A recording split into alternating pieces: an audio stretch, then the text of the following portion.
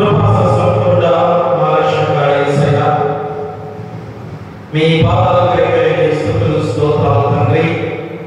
మహోన్నతుడా, మన యొక్క గొప్ప సమయముగా ఈ పరిశుద్ధ విశ్రాంతి దినము ఈస్టర్ తర్వాతి రెండవ ఆదివారంలోకి ప్రవేశింపజేసినందుకు మీకే వేలాది స్తుతులు స్తోత్రాలు. గడిచిన విశ్రాంతి దినం నుంచి ఈ విశ్రాంతి దినం వరకు మమ్మల్ని కాచి కాపాడి మీ రెక్కలలో భద్రపరిచినందుకు కూడా మీకే వేలాది స్తుతులు స్తోత్రాలు.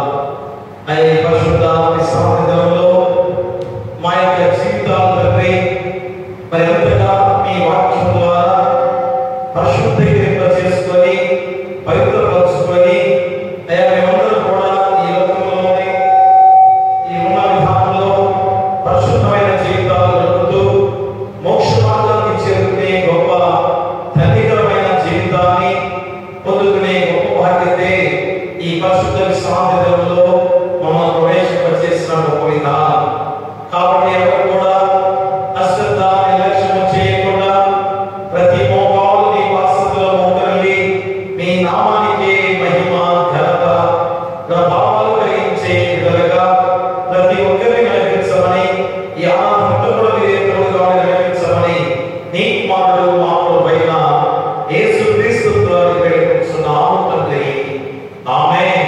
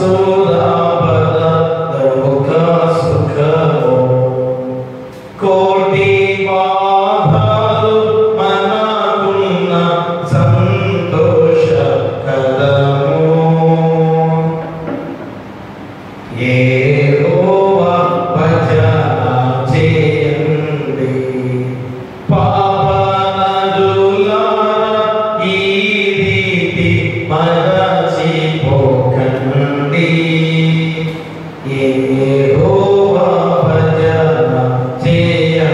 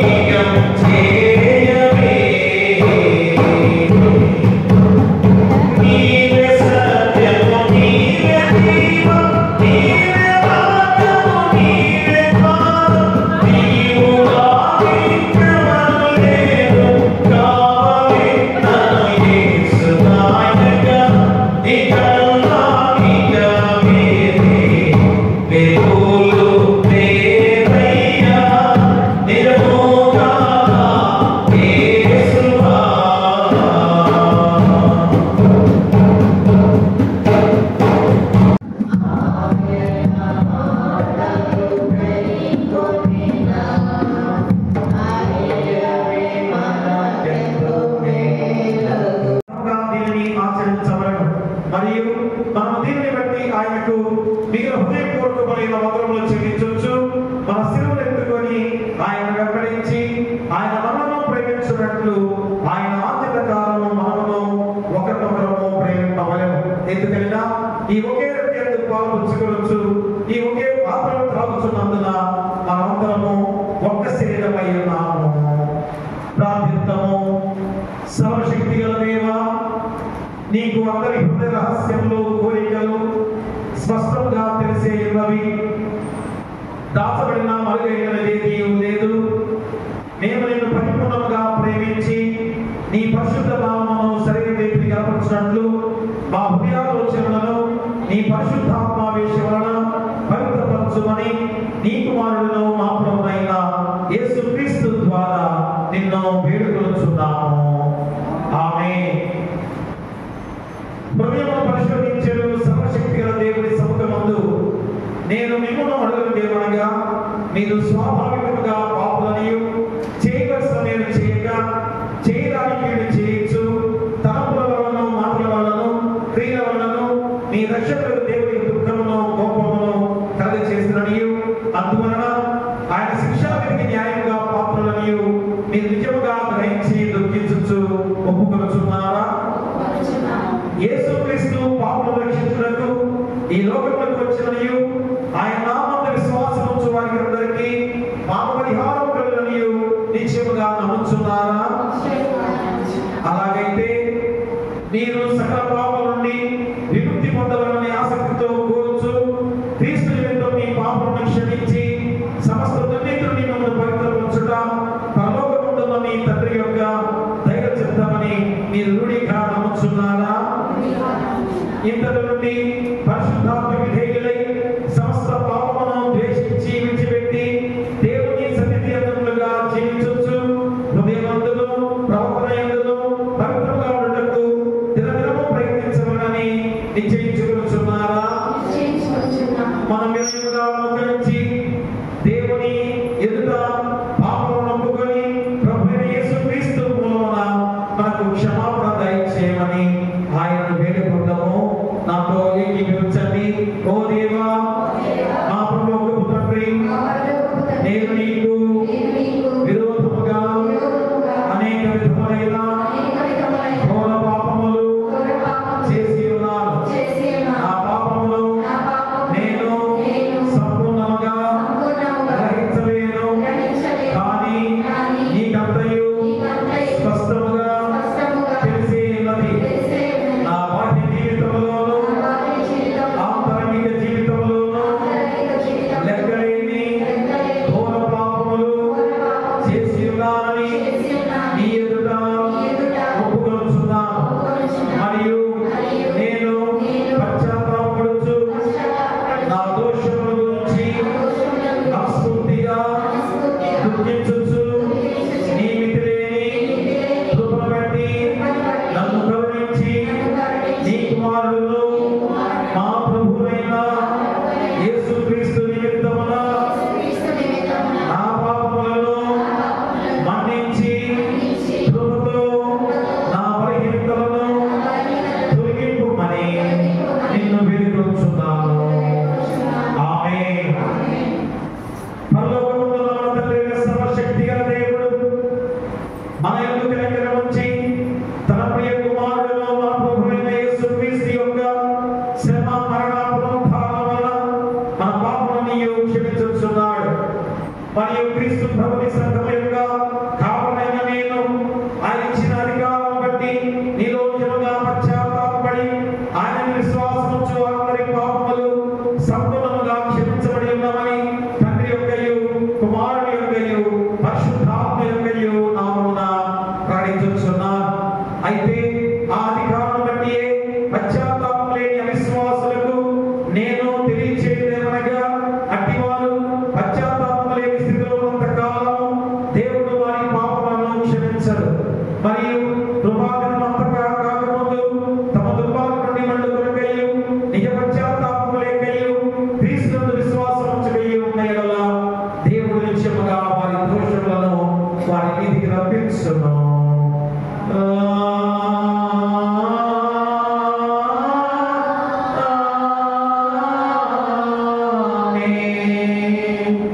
ఈస్టర్ తర్వాతి రెండవ ఆదివారం కొరకు ఏర్పాటు చేయబడిన ప్రారంభ గీతాన్ని చదువుకుందాం. లోకము యెహోవా కృపతో నిండి ఉన్నది, యెహోవా వాక్కు చేత ఆకాశములు కలిగెను.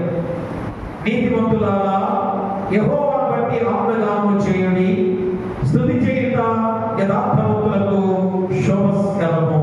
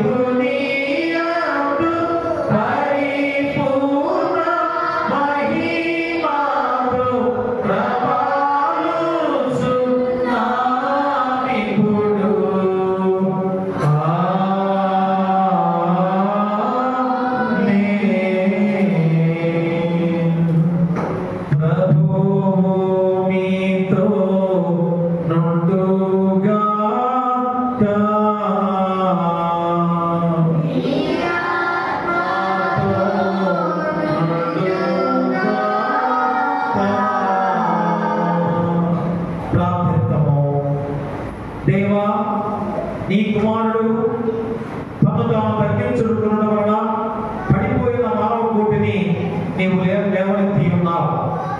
నీ యందు విశ్వాసం ఉంచు వారికి ఎడతెగని ఆనందము దయచేసి నిత్య మరణాపాయం నుండి నీవు విమోచించిన వారు నువ్వు సంపాదించిన శాశ్వత సంతోషంలో పారివారులను అనుభవించుమని నీతోనూ పరిశుద్ధాత్మతోనూ సదా ఏకదేవుడమై యుగ యుగములు జీవించుచు పరిపాలించుడు నీ కుమారుడును మా ప్రభువైన యేసుక్రీస్తు ద్వారా వేడుకొనుచున్నాము. ఆమేన్. దయచేసి కూర్చోండి. ప్రియ దేవుని సంగమా, దేవులారా, మరి యొక్క ప్రాముఖ్యమైన సమయముగా మరి పరిశుద్ధ విశ్రాంతి దినము ఈస్టర్ తర్వాతి రెండవ ఆదివారంలోకి ప్రవేశింపచేసిన దేవాది దేవునికి వందనాలు చెల్లించుకొని వచ్చిన మీ అందరికి కూడా నిండు వందనాలు తెలియజేసుకుంటూ ఉన్నాం. ఈరోజు మనకి ఇచ్చిన లేఖన భాగాలుగా పత్రిక పాఠ్య భాగముగా పరిశుద్ధులైన పేతురు రాసిన మొదటి పత్రిక 2వ అధ్యాయము 21 నుంచి 25 వచనాలు. పరిశుద్ధులైన పేతురు రాసిన మొదటి పత్రిక 2వ అధ్యాయము 21 నుంచి 25 వచనాలు. ఇది ఏర్పాటు చేయబడిన పత్రికా పాఠ్యభాగము పేతురు రాసిన మొదటి పత్రిక 2వ అధ్యాయము 21 నుంచి 25 వచనాలు చదువుతున్నాం. క్రీస్తు కూడా మీ కొరకు బాధపడి మీరు తన అడుగుజాడల యందు నడుచుకున్నట్లు మీకు మాదిరి ఇచ్చిపోయారు. ఆయన పాపము చేయలేదు, ఆయన నోటను ఏ కపటమును కనబడలేదు. ఆయన దూషింపబడి బదులు దూషింపలేదు. ఆయన శ్రమ పెట్టబడి బెదిరింపక న్యాయముగా తీర్పు తీర్చు దేవునికి తను తాను అప్పగించుకొనెను.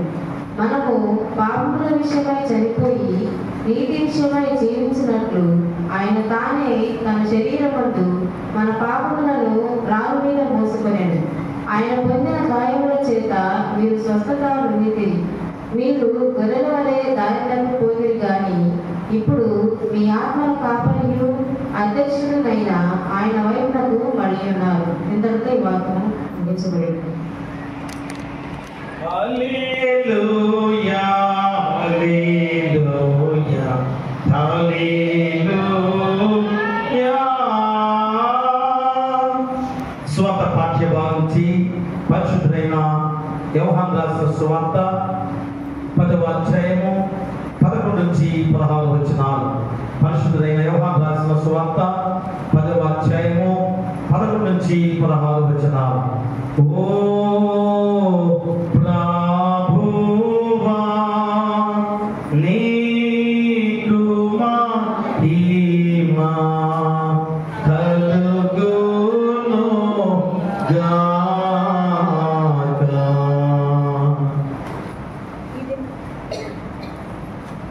ఈ దినమునకై ఏర్పాటు చేయబడిన సువార్త పాఠ్యభాగము యోహాను సువార్త 10వ అధ్యాయము 11 నుండి 16 వచనములు. నేను గొర్రెలకు మంచి కాపరిని, మంచి కాపరి గొర్రెల కొరకు తన ప్రాణమును పెట్టును. జీతగాడు గొర్రెల కాపరి కాడు గనుక గొర్రెలు తనవి కానందున తోడేలు వచ్చుట చూచి గొర్రెలను విడిచిపెట్టి పారిపోవును. తోడేలు ఆ గొర్రె పట్టి చెదరగొట్టును. జీతగాడే కనుక గొర్రెలను గూర్చి లక్ష్యము చేయక పారిపోవును. నేను గొర్రెలకు మంచి కాపరిని, తండ్రి నన్ను ఎలాగున ఎరుగునో, నేను తండ్రిని ఎలాగూ ఎరుగుదునో అలాగే నేను నా గొర్రెలను ఎరుగుదును. నా గొర్రెలు నన్ను ఎరుగును, మరియు గొర్రెల కొరకు నా ప్రాణము పెట్టుచున్నాను. ఇవి దొడ్డివి కానీ వేరే గొర్రెలను నాకు కలవు. వాటిని కూడా నేను తోడుకొని రావలను. అవి నా స్వరము వినును. అప్పుడు మంద ఒకటియు గొర్రెల కాపరి ఒకడును అగును. ఇంతటితో సువార్త పాఠ్యభాగము ముగించబడి ఉన్నది.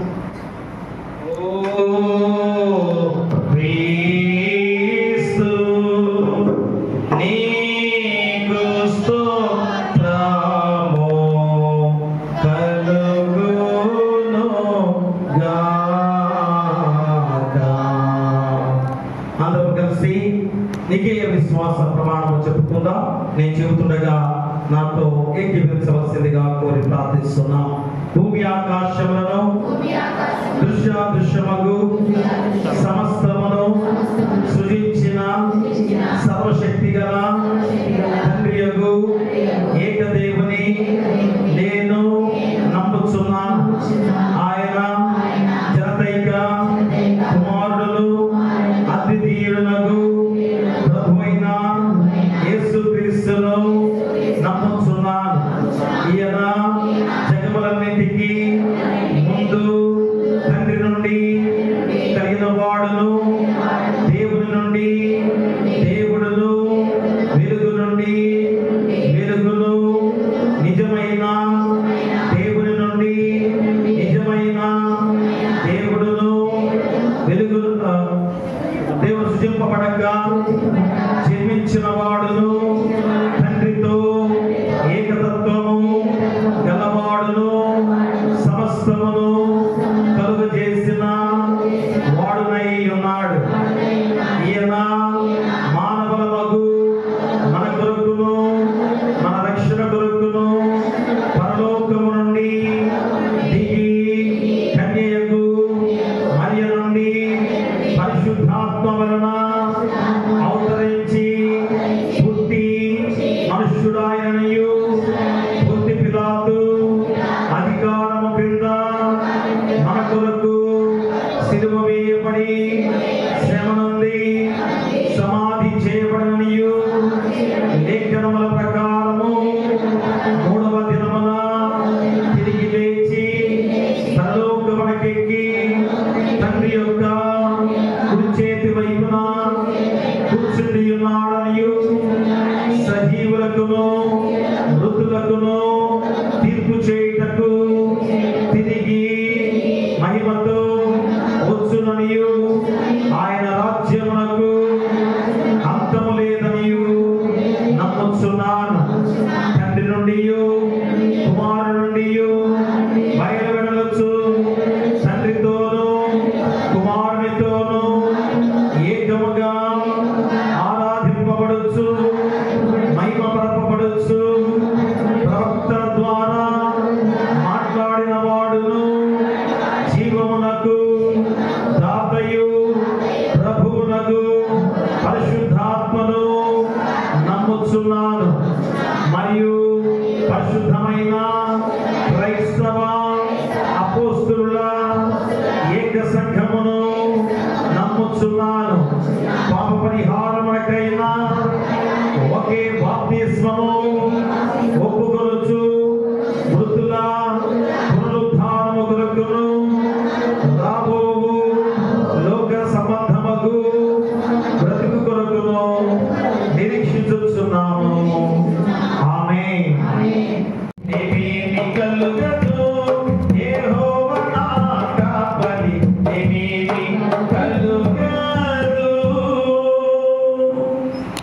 మన తండ్రైన దేవునియు మన ప్రభువైన యేసుక్రీస్తు నుండి కృపయు సమాధానము కలుగును గాక. ఆమేన్. దయచేసి కూర్చోండి. ప్రియ దేవుని సంగమా, పిల్లారా, మరి యొక్క ప్రాముఖ్యమైన సమయము ఈస్టర్ తర్వాతి 2వ ఆదివారము అనగా పునరుద్ధారైన యేసుక్రీస్తు వారు తిరిగి లేచి మన లోకంలో నివసించిన గొప్ప రోజులు. ఈ 40 రోజులు కూడా ఎంతో ప్రాముఖ్యమైన రోజులు. ఎందుకంటే దేవాది దేవుడు మహిమ రూపముతో, మహిమాన్వితులైన శక్తి రూపముతో ఈ లోకంలో జీవించిన గొప్ప రోజులు. కాబట్టి మరి పునరుద్ధాన పండుగలో ఎంత విజయోత్సవంతో మనందరం కూడా ఉన్నామో, ఆ విజయోత్సవ వేడుకలు ఈ 40 రోజులు కూడా మనం చేసుకోవాల్సిన బాధ్యత మనపై ఉంది. అందుకని మరి ఈరోజు 2 పాఠ్యభాగాల ద్వారా కూడా చక్కటి అంశముతో దేవుడు వాక్యాన్ని మనకు సిద్ధపరుస్తుండగా, మరి పత్రిక పాఠ్యభాగంలో పరిశుద్ధుడైన పేతురు స్వయంగా దేవుని శక్తితో తెలుసుకున్నవాడు కనుక మరి ఎలాగా మీరు జీవించాలో, ఏ విధంగా మీరు మీ జీవితాన్ని నడిపించుకోవాలో ఆ చెప్పబడే గొప్ప వాక్యాన్ని ఈరోజు మనకు తెలియజేస్తూ, మరి మీరందరూ కూడా మరి దేవునికి ఇష్టమైన బిడ్డలుగా జీవించే వారిగా ఉండే విధానంలో మరి శ్రమ పాలైనా కానీ ఆ దేవాది దేవుణ్ణి మరి ఏ విధంగా విశ్వసిస్తూ నమ్ముతూ నడవాల్సిన బాధ్యతను గుర్తు చేస్తున్నాడు. ఎందుకంటే మరి క్రీస్తు కూడా మీ కొరకు బాధపడి మరి మీరు తన అడుగుజాడలు నడుచుకున్నట్లు మీకు మాదిరి ఉంచిపోయాను అనే మాట పరిశుద్ధుల పేర్ల ద్వారా మనం గుర్తు చేస్తున్న సందర్భం.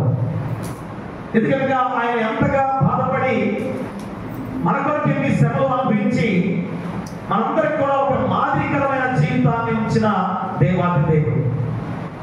కాబట్టి ఆయనే మాదిరిగా మనం చూడాలి, ఆయనే మాదిరిగా మనం అనుసరించి నడుచుకోవాల్సిన బాధ్యత మనం గుర్తు చేస్తున్నాడు.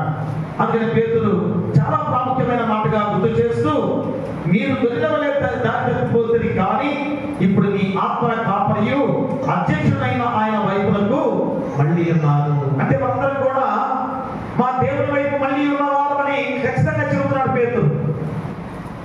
మరి మళ్ళీ ఉన్నామా? దేవుని వైపు, ఆత్మ కాపరి వైపు మళ్ళీ ఉన్నామో లేదో ఆలోచన చేసుకోవాల్సిన సమయముగా ఈరోజు ఈ వాక్యాన్ని మనకి గుర్తు చేస్తున్న సందర్భం.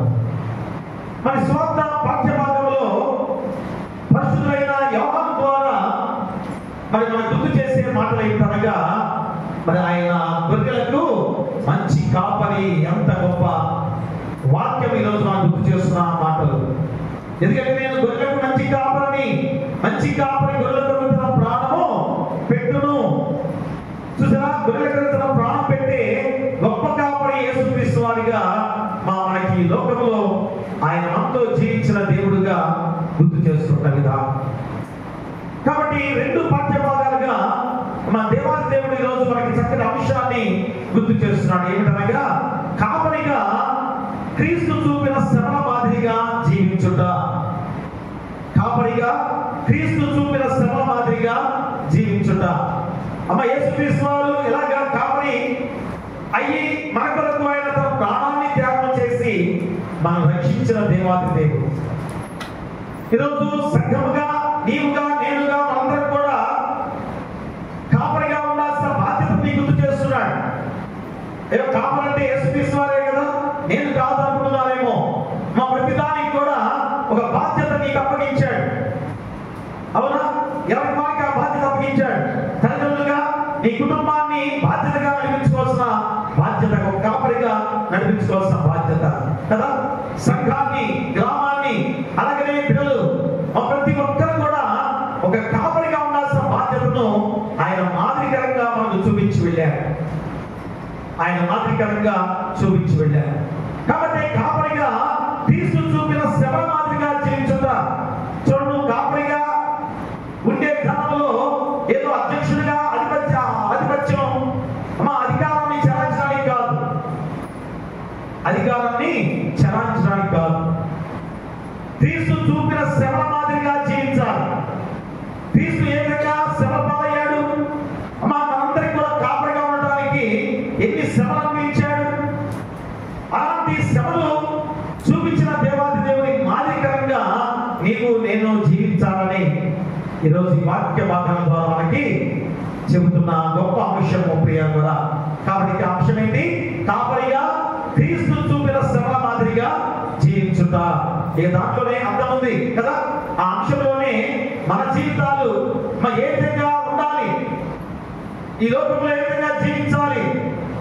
కాబట్టి ప్రియ దేవుని బిడ్డలారా, మూలవాక్యంగా మనం చూసినట్లయితే పరిశుద్ధ పేతురు రాసిన మొదటి పత్రిక 2వ అధ్యాయము 21వ వచనాన్ని మనం చదువుకుందాం. క్రీస్తు కూడా మన కొరకు మీ కొరకు బాధపడి మీరు తన అడుగుజాడల యందు నడుచుకున్నట్లు మీకు మాదిరి ఉంచిపోయాను. ప్రేమరా, యేసుక్రీస్తు వారు ఎలాంటి మాదిరికరంగా ఉన్నాడు? ఆ మాదిరికరంగా జీవించడానికి ఈరోజు మనందరం కూడా సిద్ధపడుతూ కనిపిస్తున్న దేవుడు. అందుకనే మా యేసుక్రీస్తు పునరుద్ధానము ప్రపంచ మానవాళికి ఒక గొప్ప అద్భుతమైన వరం అనేది ఈ రోజున గుర్తు చేసుకోవాలి. చూడండి, పునరుద్ధాన పండుగ అంటే ఎంత ప్రాముఖ్యత. కానీ పునరుద్ధాన పండుగ రోజు ఎంతమంది దేవుని ఆలయానికి వచ్చారు? మా 40 రోజులు మనం ఎంతగా లెక్క ధ్యానాలుగా ధ్యానం చేసుకొని పునరుద్ధాన పండుగ రోజు ఎందుకు రాలేకపోయారు? ఎందుకు రాలేకపోతున్నారు? క్రిస్మస్ పండుగకేమో గుంపులుగా ఉండే విధంగా మనం ఉన్నాం. కానీ ఎంత గొప్ప రోజు ఆ పునరుద్ధాన పండుగ. మన జీవితాలకి మన రక్షణ భాగ్యాన్ని అందించిన రోజులో దేవుని ఆరాధించుకోకుండా మన లోక విధానంలో జీవించిన వారిగా జీవించారు. అవునా? అందుకనే ఈ యొక్క సంవత్సరము ఈస్టర్ తర్వాత ఆదివారాలు ఎక్కువగా రావడం గల కారణం కూడా ఎందుకంటే పునరుద్ధాన పండుగని నిర్లక్ష్యం చేస్తున్నా. మా పండుగ రోజు ఎంత ఉల్లాసమైన విధానంలో ప్రతి కుటుంబంలో ప్రతి బిడ్డ కూడా దేవుని ఆలయంలో ఉండాల్సిన గొప్ప బాధ్యత. పిల్లరా, ఎంతమంది రాలేకపోయారో మరోసారి గుర్తు చేసుకోవాల్సిందా. అందుకని ఈ లోకము యేసుక్రీస్తును అనుసరించడానికి మా బలమైన కారణం ఏంటి? ఎందుకని ఈ లోకం అంతా కూడా దేవుని అనుసరించాలంటే బలమైన కారణం ఏంటి? యేసుక్రీస్తు వారు తిరిగి 3వ దినాన తిరిగి లేవటము యేసుక్రీస్తు విశ్వసించడానికి ఆయన మన కొరకు శ్రమపడి శిలువ మరణం ద్వారా ఘోరమైన తపస్సు చేసి తిరిగి 3వ దినాన పునరుద్ధానమై తిరిగి లేవటమే గొప్ప రోజు. ఎందుకంటే గొప్ప సాక్ష్యం నీకుంది.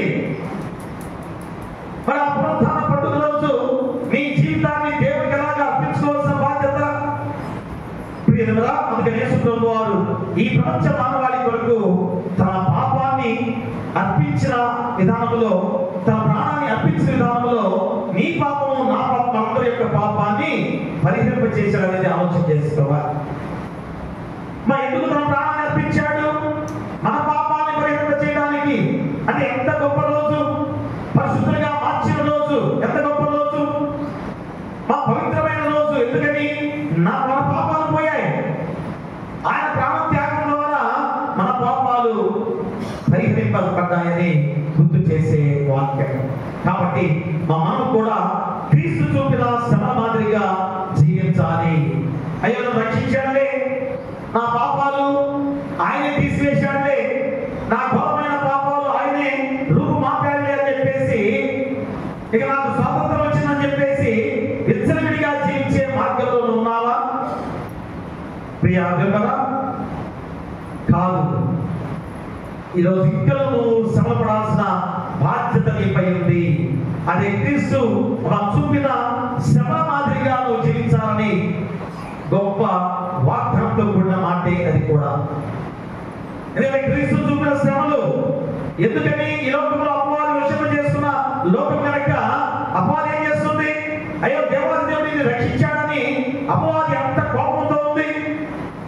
అయ్యో, సిలువ యాగం ద్వారా నన్ను జయించాడు కాబట్టి మానవాళిని ఏదో రూపంలో బలహీనంగా అణచివేయాలని ఎంత కోపంతో విజృంభించి మన మీదకి ఉడికెత్తుతున్న అపవాది. కాబట్టి మా శ్రమలు ఖచ్చితంగా మనందరికీ వస్తూ ఉంటాయి. మరి క్రీస్తు వారు ఎన్ని శ్రమ పడ్డాడు? పవిత్రుడు, పరిశుద్ధుడు, దేవాది దేవుని కుమారుడైన యేసుక్రీస్తు వారు ఎన్ని శ్రమలు అనుభవించాడు నీ కొరకు. మరి నీవు పడే శ్రమలు ఎంత మాత్రం ఉన్నాయో ఒకసారి ఆలోచించేయండి. కాబట్టి క్రీస్తు చూపిన శ్రమలు మన మాదిరిగా జీవించాలి. అప్పుడే దేవుని రాజ్యం పొందాలంటే ఆయనలాగే జీవించేవాడిగా ఉండాలని ఈరోజు ఈ 2 పాఠ్య భాగాల ద్వారా మీకు గుర్తు చేస్తున్నాడు. అందుకనే మానవాడిని రెండవసారి జీవింప చేసే గొప్ప ధన్యకరమైన జీవితాన్ని మనకు అందించాడు.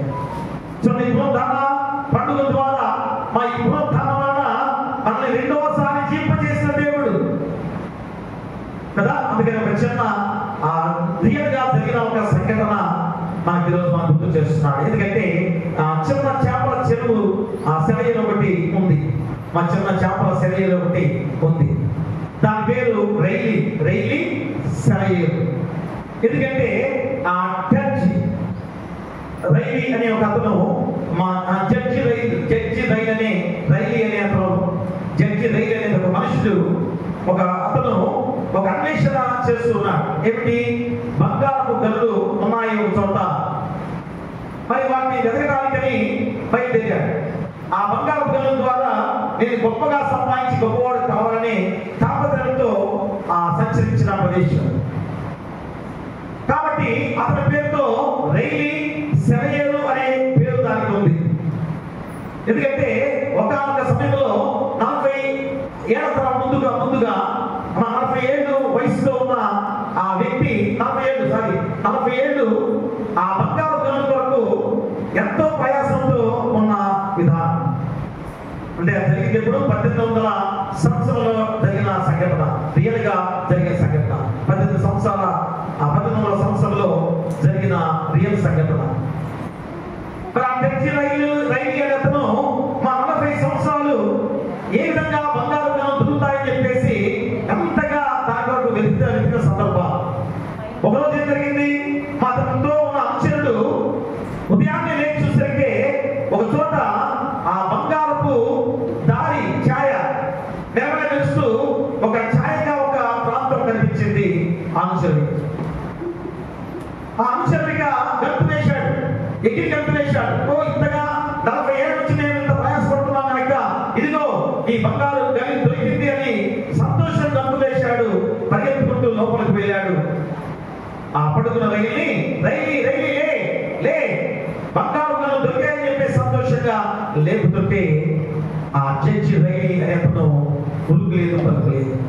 ప్రేమరా ఎంతసేపు అటు ఇటు జరిగినా కానీ అతనిలో చలనం లేదు. ఎందుకని? మరణించాడు అన్నాడు. ఎందుకంటే ఈరోజు మానవ జీవిత ప్రయత్నాన్ని కూడా ధనం కొరకు, డబ్బు కొరకు ఈ లోక యాత్రలో ప్రయాసంతో జీవిస్తున్న వారికి ఉన్నాం. పిల్లరా చూడటంలో బంగారు గనుల ద్వారా గొప్పవాడు కావాలని ఆలోచన చేశాడు. మరి ఏమైనా ప్రయోజనం ఉందా? ఈరోజు మానవులుగా మనము కూడా ఈ లోక యాత్రలో ఎన్నో సంపాదనతోటి ఈ లోక విధానంలో జీవిస్తూ మన జీవితాన్ని ఎలాగ నష్టపరుచుకుంటున్నామో ఈ రైలి జీవితమే మనకు ఆదర్శంగా ఉందని గుర్తు చేస్తున్నాను. కానీ ప్రియ దేవుని ఒక గొప్ప శుభవార్త ఎవరి ద్వారా మనకు అందింది? మా గొప్ప శుభవార్త. ఎందుకంటే మన భాషల నుంచి నిరాశ నిస్పృహతో జీవించే జీవితాలు కదా. మనం అయిపోయిన తర్వాత మన జీవితాలు ఏమైపోతాయి? మనం అందరూ మనం కావాల్సిన వారిని తర్వాత మళ్ళా జీవితం ఉందా, తర్వాత మళ్ళా బతుకుతామా అనే ఆలోచన ఎవ్వరికి కూడా లేని కదా. అందుకనే గొప్ప శుభవార్త ఏ విధంగా ఉంటుంది అనేది లోకానికి చాటిన గొప్ప రోజే ఈ పునరుద్ధాన పండుగ. యేసు చనిపోయి తిరిగి లేచాడు. చూడండి ఎంత గొప్ప మాట, ఎంత గొప్ప సందేశం. ఏదో ఆషామాషిగా నోట్లో చెప్పింది కాదు, సాక్షిగా ఆయనే ప్రథమ సాక్షిగా చనిపోయిన వాడు తిరిగి 3వ దినాన లేచిన యేసుక్రీస్తు. కాబట్టి యేసులో విశ్వాసం నుంచి మరణమైన వారిని దేవుడు నిశ్చయం కోసము లేపుతానని యేసు పునరుద్ధానములకు నిశ్చయిత ఏ విధంగా ఇచ్చిందో మనందరం కూడా ఎదిగిన వారమే. ప్రతి సంవత్సరం కూడా ఈ యొక్క మాటలు మనం తెలుసుకున్న వారమే. కానీ మీలో ఆ నిశ్చయిత ఉందా? అయ్యో నేను మొదటి నాడు నుంచి మళ్ళా తిరిగి శక్తివంతులుగా ఈ జీవితాన్ని పొందుతున్నాను కనుక నాకు మళ్ళా 2వ జీవితం ఉంది, అది నూతన జీవితంతో కూడిన జీవితంలో నా జీవితాన్ని ఎంతో గొప్పగా నేను ఏర్పాటు చేసుకునేవాడిగా నేను ఉండబోతున్నానని ఆలోచన మీలో ఉందా? ఇంకనూ లోక ఆశల చేత ప్రయాసపడుతూ జీవిస్తున్న వారిగా ఉన్నామేమో. అందుకని ఒకసారే జీవించి నిరుత్సాహంతో నిరాశతో మరణమవుతువా అనేది మన జీవితాలు అనుకునేవి కాదు. కానీ ఈరోజు ఆ ఒక్క జీవితంతోనే నువ్వు మరణమవుతావని ఆలోచన ఇక లేదు, తీసివేసుకోమని ఈరోజు నీకు గుర్తు చేస్తున్నాడు. కాబట్టి రెండవసారి మా యేసు చూపిన మాదిరిని అనుసరించిన వారు జీవిస్తారు అని ఖచ్చితంగా మా ముద్ర వేస్తే నీకు గుర్తు చేస్తున్నాడు. అలా రెండవ జీవితం నీకుంది. కాబట్టి మా అందరం కూడా ఇప్పుడు జీవితంతోనే సమస్తం ముగిసిపోతుందని ఆలోచన ఇక నీలోంచి తీసివేసుకో. మరలా కొత్త జీవితాన్ని నాకు ఇచ్చి సర్వశక్తివంతుడైన దేవుని రాజ్యంలో నేను ఏర్పాటు చేయబోతున్నాననే ఆలోచన నీలో రావాలి. అప్పుడే ఎంత సంతోషకరంగా ఎంత శక్తివంతులుగా మనం జీవిస్తామో. వృద్ధాప్యం ఉన్నా కానీ ఆ శక్తి నీలో వస్తుందని కొన్ని గుర్తు చేస్తున్నాను. కానీ అయ్యో నాకింత నిరాశగా ఉన్నానే, నీరసంగా ఉన్నానే, నేను వృద్ధాప్యంలోకి వచ్చేసానే, 80 ఏళ్ళు వచ్చాయి, 70 ఏళ్ళు వచ్చాయి, ఇక ఎక్కువ నేను బతుకుతాను అని నిరాశతో జీవించేవారు మా ఇంట్లో బలహీనలు అవుతూ ఉంటారు. కానీ రెండవ జీవితం ఉంది. అది ఎలాంటి జీవితం? శక్తివంతమైన జీవితం. మన దేవుని దగ్గర నిత్య రాజ్యవాసులుగా జీవించే ఆ జీవితాన్ని ఈరోజు నీకు తెలియజేస్తున్నాడు. అందుకనే ఖచ్చితంగా రానున్న జీవితంలోని ఆనందాన్ని ఈరోజు ఇప్పుడే నువ్వు తలుచుకొని ఆనందపడాల్సిన సమయం ఆసన్నమైంది. ఈ పునరుద్ధరణ పండుగ రోజుల తర్వాత రెండవ ఆదివారంలో ప్రవేశిస్తున్నా. ఆనందం నీలో ఉందా? అయ్యో దేవాదేవుడు తిరిగి లేచి మనందరం కూడా లేపిన దేవుడు, మనందరం కూడా బ్రతికించిన దేవుడు. కాబట్టి నేను ఎంత సంతోషంగా నా జీవితాన్ని నడిపించుకోవాలి. ఎలాగా? తిరుమల త్రాగు సిగించులాగా ఈ లోక ఆశలతో జీవిస్తున్నావా? అది కాదు ప్రియుడా. దేవుడిలో దేవుడే నీకు ఆ అనుగ్రహాన్ని ఇచ్చాడు కనుక, దేవుడే ఆ శక్తి జీవితాన్ని ఇచ్చాడు కనుక నువ్వేం చేయాలి? దేవుడిలోనే బలమైన వారిగా ముందుకు సాగాలి. ఇక దేవుడే నీకు దిక్సూచి, ఆ దేవుడే నీకు ఏదైనా ప్రధానమైన కేంద్రంగా ఉన్నాము. మరి ఆ మార్గంలో నడుస్తున్నావా? అదే రోజు నీకు గుర్తు చేస్తున్నాడు. అందుకని ఇప్పుడు జీవితంలోని కష్టాలను ఖచ్చితంగా నువ్వు సహించుకోవాల్సిందే. నీ శ్రమలు వస్తాయి, ఆ శ్రమలు సహించుకోవాల్సిందే. చూడండి, అపోస్తలుడైన పౌలు హెబ్రీయులకు రాసిన పత్రిక ఒకసారి చూద్దాం. అపోస్తలుడైన పౌలు హెబ్రీయులకు రాసిన పత్రిక 12వ అధ్యాయం చూడండి ఒకసారి. 12వ అధ్యాయము 2వ వచనాన్ని మనం చదువుకుందాం. ఇంత గొప్ప సాక్షి సమూహము మేఘం వలె మనల్ని ఆవరించి ఉన్నందున మనము కూడా ప్రతి భారమును సులువుగా చిక్కులు పెట్టు పాపమును విడిచిపెట్టి విశ్వాసమునకు కర్తయు దాన్ని కొనసాగించువాడునైన యేసు వైపు చూచుచు మన ఎదుట ఉంచబడిన పందెములో ఓపికతో పరిగెత్తుతాము. ఆయన తన ఎదుట ఉంచబడిన ఆనందము కొరకై అవమానమును నిర్లక్ష్య పెట్టి సిలువను సహించి దేవుని సింహాసనం యొక్క కుడి పార్శ్వమున ఆసీనుడై ఉన్నాడు. ప్రియ దేవులారా, ఇంత గొప్ప సాక్షి సమూహము మేఘం వలె మనల్ని ఆవరించి ఉన్నందున మనము కూడా ప్రతి భారంలో సులువుగా చిక్కులు పెట్టు పాపమును విడిచిపెట్టి విశ్వాసమును కర్తయు దాన్ని కొనసాగించిన వాడైన యేసు వైపు చూచుచు. ఎంత గొప్ప వాక్యము చూడండి. ఈరోజు మన ఎదుట ఉంచబడిన పందెములో ఓపికతో పరిగెత్తుదాం. ఆయన తన ఎదుట ఉంచబడిన ఆనందం కొరకై అవమానాన్ని లక్ష్య పెట్టి మా సిలువను చూచి, ఆ సిలువ ద్వారానే కదా మన విముక్తులు చేసింది, ఆ సిలువ ద్వారా కదా నీకు విజయం చేకూర్చింది, ఆ సిలువ ద్వారా కదా నీకు నూతన జీవితాన్ని దేవుడిచ్చింది. మరి ఆ సిలువను చూచి మనం ఏ రీతిగా దేవుని సింహాసనం యొక్క కుడి పార్శ్వమున ఉండే శక్తివంతులుగా ఉండబోతున్నాం. ఎందుకంటే యేసుక్రీస్తు వారు ఒక మాదిరిగా నీకు చూపించిన దేవాది దేవుడు. ఎందుకంటే తిరిగి లేచిన తర్వాత 40 రోజులు నీకు నాకు సాక్షిగా ఉండి ఒక సాక్షి సమూహంగా మనందరం కూడా ఏర్పాటు చేసుకొని ఆయన తండ్రి దగ్గరికి ఆరోహణమై కుడి పార్శ్వమున కూర్చున్న దేవాది దేవుడు కదా. రొమ్ములు బాదుకున్నారు. ఆరోహణమైతున్నప్పుడు యేసుక్రీస్తు వారు బాదుకున్నారు, రొమ్ములు బాదుకొని కేకలు పెట్టారు. అయ్యో నా దేవుడు శక్తిగల దేవుడు, ఇంత మహిమ కలిగిన దేవుడు, సృష్టికర్త నాతో జీవించాడా అని రొమ్ములు బాదుకొని జయించిన సందర్భం. ఈరోజు ఆ అనుభవం, ఆ అనుభూతి నీలో ఉంది. మా ప్రతిరోజు వాక్యం ద్వారా ఆ సాక్షి సమూహంగా మనం ఉన్నాం కాబట్టి ఈరోజు నీవు ఎంత అంతకరంగా నీ జీవితాన్ని దేవుని సమర్పించుకోవాలి. కాబట్టి ప్రియాదులారా, కాపరిగా క్రీస్తు చూపిన శ్రమ మాదిరిగా జీవిస్తున్నావా లేదో ఒకసారి నీ యొక్క హృదయాన్ని పరిశీలింప చేసుకో. ప్రియాదులారా, కాపరిగా క్రీస్తు చూపిన శ్రమ మాదిరిగా జీవించేవాడిగా ఉన్నావో లేదో ఎవరికి వారిగా పరిశీలన చేసుకునే సమయముగా ఈ 2 ఉపవిషయాల ద్వారా దేవుడిని గుర్తు చేస్తున్నాడు. ఒకటి ఎలా ఉండాలి? మా క్రీస్తు చూపిన శ్రమ మాదిరిగా జీవించాలంటే ఒకటి ఏమిటి? మంచి కాపరి తన గొర్రెల కొరకు ప్రాణం పెట్టిన మాదిరిగా జీవించుట. చూసారు కదా, ఎవరికి ఆదర్శం? యేసుక్రీస్తు వారే. ఎవరు మనకి దిక్సూచి? యేసుక్రీస్తు వారే. ఎవరు నీకు మాదిరికరమైన జీవితాన్ని అందించాడు? యేసుక్రీస్తు వారే. కాబట్టి మంచి కాపరి తన గొర్రెల కొరకు ప్రాణం పెట్టిన మాదిరిగా జీవించుట, అది మొదటి ఉపంశం. అప్పుడే యేసుక్రీస్తు వారు మాదిరికరంగా ఎలా జీవించాడో నీవు కూడా ఆ విధంగా జీవించగలవు. మంచి కాపరి తన గొర్రెల కొరకు ప్రాణం పెట్టిన మాదిరిగా జీవించుట. చూడండి, యోహాను సువార్త 10వ అధ్యాయము 15వ వచనాన్ని మనం చదువుకుందాం. తండ్రి నన్ను ఎలాగున ఎరుగుదునో, నేను తండ్రిని ఎలాగూ ఎరుగుదునో, అలాగే నేను నా గొర్రెలను ఎరుగుదును. నా గొర్రెలను ఎరుగును మరియు గొర్రెల కొరకు నా ప్రాణం పెట్టుచున్నాను. ప్రియరా, తండ్రి నన్ను ఎలాగూ ఎరుగునో, నేను తండ్రిని ఎలాగూ ఎరుగుదునో, అలాగే నేను నా గొర్రెలను ఎరుగుదును. నా గొర్రెలను ఎరుగును మరియు గొర్రెల కొరకు నా ప్రాణం పెట్టుచున్నాను. యేసుక్రీస్తు వారి యొక్క మాటలు, నా తండ్రి నేను ఎలా ఎరిగానో, నా తండ్రి నన్ను ఎలా ఎరిగాడో, ఖచ్చితంగా మా గొర్రెలుగా మీరు ఏ విధంగా కాపరి యొక్క స్వరాన్ని వినేవారిగా ఉండబోతున్నారు.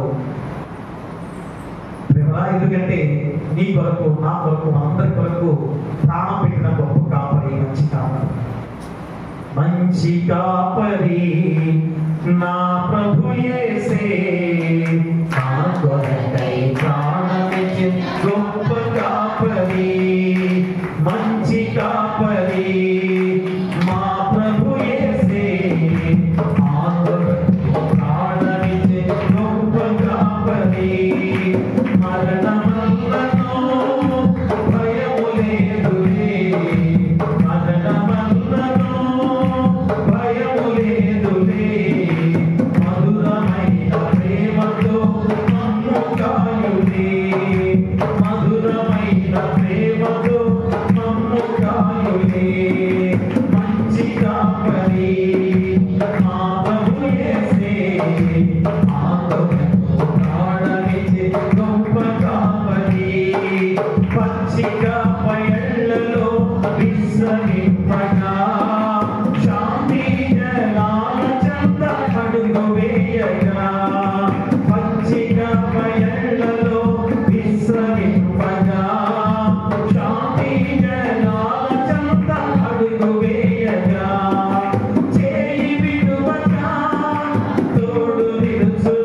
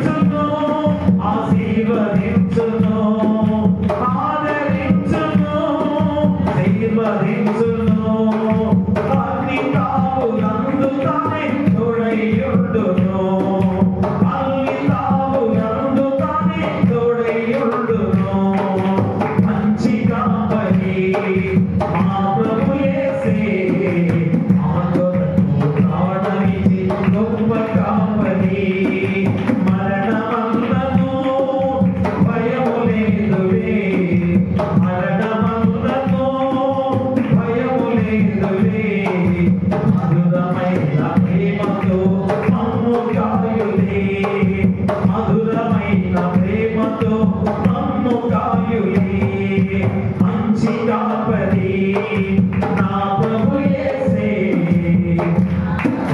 తాళమిచ్చిన గొప్ప కాపరి. ప్రియా దేవుడా, మంచి కాపరి తన గొర్రెల కొరకు ప్రాణం పెట్టిన మాదిరిగా నువ్వు జీవించాలి. అందుకనే కీర్తన 23వ అధ్యాయంలో 23వ సంకీర్తనలో ఎంత గొప్ప మాటలు దేవుడు గుర్తు చేస్తున్నాడు. మళ్ళీ ఒకసారి గుర్తు చేసుకుందాం. యెహోవా నా కాపరి, నాకు లేమి కలగదు, పచ్చికల చోట్ల ఆయనను పడుట చేయుచున్నాడు, శాంతికరమైన జలముల యొద్ద నన్ను నడిపించుచున్నాడు, తన ప్రాణములకు ఆయన సేవ తీర్చుచున్నాడు, తన నామమును బట్టి నీతి మార్గములలో నన్ను నడిపించుచున్నాడు. గాఢాంధకారపు లోయలో నేను సంచరించినను ఏ అపాయమునకును భయపడను. నీవు నాకు తోడయుండువు, నా దుఃఖమయు నీ దండమును నన్ను ఆవరించును. నా శత్రువుల ఎదుట నీవు నాకు భోజనం సిద్ధపరచుదువు. నువ్వెంతో నా తల కట్టి ఉన్నావు, నా గిన్నె నిండి పొలుచున్నది. నేను బ్రతుకుదినములన్నీయు కృపాక్షేమములే నా వెంట వచ్చును. చిరకాలము యెహోవా మందిరములో నేను నివాసము చేసేదను. ప్రభువా, ఒక్కసారి చెప్పండి చివరి వచనము, నేను బ్రతుకుదినములన్నీయు కృపాక్షేమములే నా వెంట వచ్చును. చిరకాలము యెహోవా మందిరములో నేను నివాసము చేయుదును. ప్రభువా, ఎంత గొప్ప మాట ఈరోజు నీకు వాగ్దానంగా దేవుడు ఇచ్చాడు. నేను బ్రతుకుదినములన్నీయు కృపాక్షేమములే నా వెంట వచ్చును. ఎందుకని? పునరుద్ధానమైన యేసుక్రీస్తు వారు మా నీకు ఇచ్చిన గొప్ప వరము మళ్ళా తిరిగి నీకు బ్రతికింప చేసుకునే శక్తివంతులుగా మన జీవితాలను సిద్ధపరిచే దేవుడు. కాబట్టి ఈరోజు కీర్తన 23లోని యెహోవా మంచి కాపరిగా వర్ణించబడినట్టుగా ఈరోజు మనం చదువుకున్నాం. అదే గొప్ప మాటలు యోహాను సువార్తలోని ఈ భాగంలో ఈరోజు మనం చదువుకున్న మాటలుగా తెలియజేస్తున్నాడు. అంటే యేసు తాను తాను మంచి కాపరిగా వర్ణించుకున్నాడు. ఇక్కడేమో యెహోవా నా కాపరి అంటే యెహోవా దేవుడే మనందరి కాపరి. అమ్మా, ఇక్కడ యోహాను సువార్తలో ఈరోజు యేసుక్రీస్తు వారు నేను గొర్రెలకు మంచి కాపరిని అని ఎందుకు చెప్తున్నాడు? మరి ఈయనెవరు? ఆయనెవరు? మా ఆయనే తండ్రి అయిన దేవాది దేవుడే, సృష్టికర్త అయిన దేవాది దేవుడే కుమారుడిగా నీ మధ్యకి వచ్చిన దేవాది దేవుడు. ఎంత గొప్ప జీవితాలు అనుభవించాము ఈరోజు. ఎంత గొప్ప సాక్ష్య సమూహాలుగా మనం ఈరోజు ఉండాలి. అంత శక్తివంతమైన జీవితాన్ని పొందుకున్న జీవితాలు మనవి. కాబట్టి ఈరోజు ఖచ్చితంగా ఈ రెండు భాగాలు దైవానికి సంబంధించిన అనేక లక్షణాలు తెలియజేస్తూ ఈ రోజు మనకి వాక్య భాగాన్ని గుర్తు చేస్తున్న సందర్భం. ఎందుకంటే మరి ఈ సందర్భానుసారంగా యేసు పేతురుని తన గొర్రెలను మేపమని మరియు కాయమని ఒక సందర్భంలో చెప్పాడు. చూడండి, యోహాను సువార్త 21వ అధ్యాయం చూడండి ఒకసారి. యోహాను సువార్త 21వ అధ్యాయంలో 17 నుంచి 21 వచ్చినటువంటి వారు భోజనం చేసిన తర్వాత యేసు సీమోను పేతురును చూచి, యోహాను కుమారుడైన సీమోను, వీరికంటే నీవు నన్ను ఎక్కువగా ప్రేమించుచున్నావా అని అడుగగా అతడు, అవును ప్రభువా, నేను నిన్ను ప్రేమించుచున్నానని నీవే ఎరుగుదువని ఆయనతో చెప్పాను. యేసు నా గొర్రె పిల్లలను మేపమని అతనితో చెప్పాను. మళ్ళా ఆయన, యోహాను కుమారుడైన సీమోను, నన్ను ప్రేమించున్నావా అని రెండవసారి అతను అడుగగా అతను, అవును ప్రభువా, నేను నిన్ను ప్రేమించున్నానని నీవే ఎరుగుదువని ఆయనతో చెప్పాను. ఆయన నా గొర్రెలను కాయమని చెప్పాను. మూడవసారి ఆయన, యోహాను కుమారుడైన సీమోను, నన్ను ప్రేమించుచున్నావా అని అతను అడిగాడు. నన్ను ప్రేమించుచున్నావా అని మూడవసారి నన్ను అడిగినందుకు పేతురు వ్యసనపడి, ప్రభువా, నువ్వు సమస్తమును ఎరిగిన వాడవు, ఆయనతో చెప్పాను, యేసు నా గొర్రెలను మేపుము. చూసారా పిల్లరా? ఫస్ట్ ఏమన్నాడు చూడండి కదా, ఫస్ట్ ఏమన్నాడు చూడు, సీమోను పేతురును చూసి యోహాను కుమారుడు సీమోను, వీరికంటే నీవు నన్ను ఎక్కువగా ప్రేమించున్నావని అడుగగా, అవును ప్రభువా నేను ప్రేమించున్నానని నీవే ఎరుగుదువు అని ఆయనతో చెప్పాను. యేసు నా గొర్రెల పిల్లలను మేపుమని అన్నాడు. ఒకసారి మేపు, రెండోసారి ఖాయం అని చెప్పాడు. అంటే నా బిడ్డలు పసిపిల్లలుగా ఉన్నారు కనుక వారికి ఆహారం పెట్టు. ఏ ఆహారం? మా శారీరకమైన ఆహారం కాదు, ఆధ్యాత్మికమైన ఆత్మీయమైన ఆహారం. ఆత్మీయమైన ఆహారం అనగా దేవుని వాక్యాన్ని ఏ విధిగా చెప్పాల్సిన బాధ్యతను పేతుకు తెలియజేస్తున్నాడు. తర్వాత ఏ విధంగా మేపుము అని అన్నాడు. రెండోసారి అన్నాడు ఖాయం అని చెప్పాడు. మేపి తర్వాత వాటిని ఖాయం అని చెప్పేశారు. తర్వాత మూడోది ఏమన్నాడు? మూడోసారి ఏమన్నాడు చూడ అక్కడ తను అడిగినందుకు పేతురు వ్యసనపడి, ప్రభువా నువ్వు సమస్తము ఎరిగిన వాడివి, నిన్ను ప్రేమించున్నామని నీవే ఎరుగుదువని ఆయనతో చెప్పాను. యేసు నా గొర్రెలను మేపుము అంటే ఇప్పుడు స్థిరమైన విశ్వాసముతో ఉన్న మన జీవితాలని ఇక స్టాండర్డ్ గా బలమైన వారిగా ఇక వాటిని కాపాడేవాడుంటే ఇక నువ్వు చాలా బలమైన వాడిగా ఉన్నావు కనుక సర్వలోకానికి వెళ్ళి స్వార్థ ప్రకటించేవాడిగా నువ్వే వాటిని మేపాలి. ఆత్మీయ ఆహారంతో మా శక్తివంతమైన విధానం ద్వారా మేపుము, కాయము, మేపుము అని 3 సందర్భాలుగా చెప్పబడిందా. అంటే ముందుగా పసిపిల్లలుగా ఉన్నారు కనుక వాక్యాన్ని బోధిస్తూ వారి బలమైన వారిగా చేసి మేపే వాడిగా ఉండాలి. తర్వాత మళ్ళా మేపుము అనే మాట 3వ సందర్భంలో ఎందుకు చెప్పానండిగా, ఇక నీదే బాధ్యత, నువ్వు పరిపూర్ణంగా దేవుళ్ళు వచ్చావు కనుక నీకే ఆ బాధ్యత అప్పగించారన్న చెప్పడం కదా. కాబట్టి రూపకాన్ని యోహాను ఎలాగ ఉపయోగించి ఇప్పుడు రోజు ఈ 10వ అధ్యాయంలో 11 నుంచి 16 వచనం ద్వారా తెలియజేస్తున్నాడు. అంటే మంచి కాపరి మరియు చేతకాడైన కాపరి మధ్య భేదాన్ని తెలుపుతున్నాడు. మా మంచి కాపరి ఎలా ఉంటాడు? గొర్రెలకి ఏం జరిగినా కానీ ప్రాణం పోయినంత విధానంగా ఉంటాడు. ఎందుకంటే మనం చూస్తుంటాం కదా, ఎక్కడో అడవిలో ఆ గొర్రెల వ్యాపారానికి వెళుతుంటారు. మరి అక్కడ గొర్రె కానీ మేక కానీ ఇది దిగిన తర్వాత ఆ గొర్రె పిల్లల్ని ఎవరు తీసుకొస్తారు? మనకి నమ్మగలం అంత దూరం నుంచి ఏం చేస్తారు? ఆ యొక్క కాపరి ఎలాగ వస్తారు చూసారా? అందరూ కూడా తెలుసు కదా, యేసుక్రీస్తు వారి ఫోటో చాలా మంది ఇళ్లలో ఉంటాయి. ఈరోజు గొర్రెల కాపర్లు కూడా ఏం చేస్తారు? రొమ్ముకు ఆనించుకొని పట్టుకొని వస్తుంటారు. ఎంత గొప్ప విధానం చూడండి. వాళ్ళు అయితే ఎంత జాగ్రత్తగా తన రొమ్ముకు ఆనుకొని దాచుకున్న బిడ్డల మరి. కాబట్టి మంచి కాపరి మన జీవితాన్ని కాపరి మధ్య భేదాన్ని ఖచ్చితంగా చూడాలి.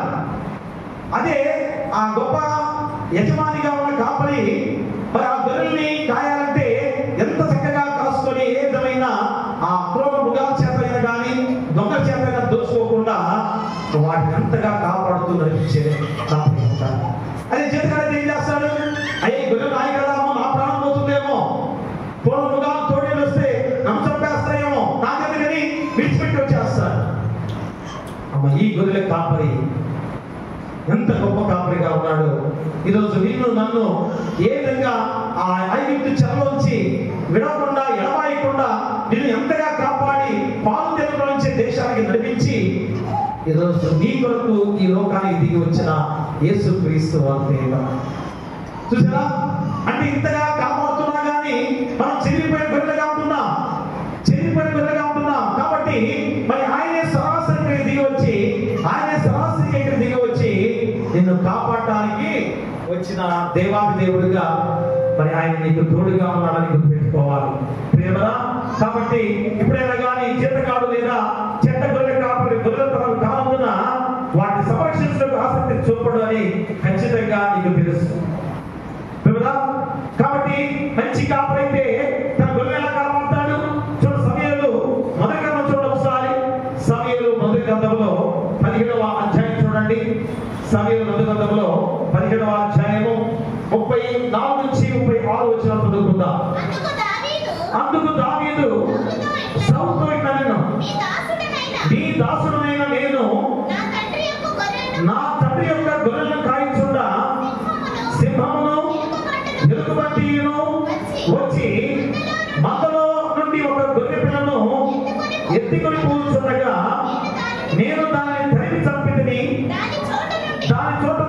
నుండి ఆ గొర్రెను విడిపించింది. అది నా మీదికి రాగా దాని గడ్డము పట్టుకొని దాని కొట్టి చంపితిని. నీ దాసుడైన నేను ఆ సింహమును ఎలుగుబంటిని చంపితిని.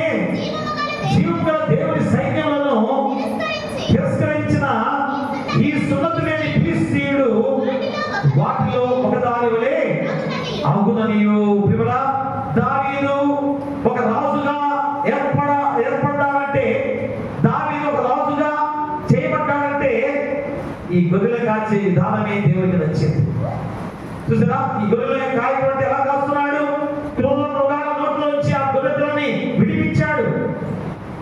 మా దేవాది దేవుడు అందుకనే దావీదుని ఎంచుకున్నాడు. ఎక్కడో అడవిలో గొర్రెలు కాస్తుండగా అయ్యా ఇంతమంది ఆదములు ఉన్నారు, ఒకరేమో దేహదార్యాలు బాగున్నాయి, సౌరాజు దేహదార్యం ఎలాగుందో వీరి దేహదార్యాలు బాగున్నాయి కనుక వీరే రాజు అని అనుకున్నారు మా ప్రవక్తగా సమయం కదా.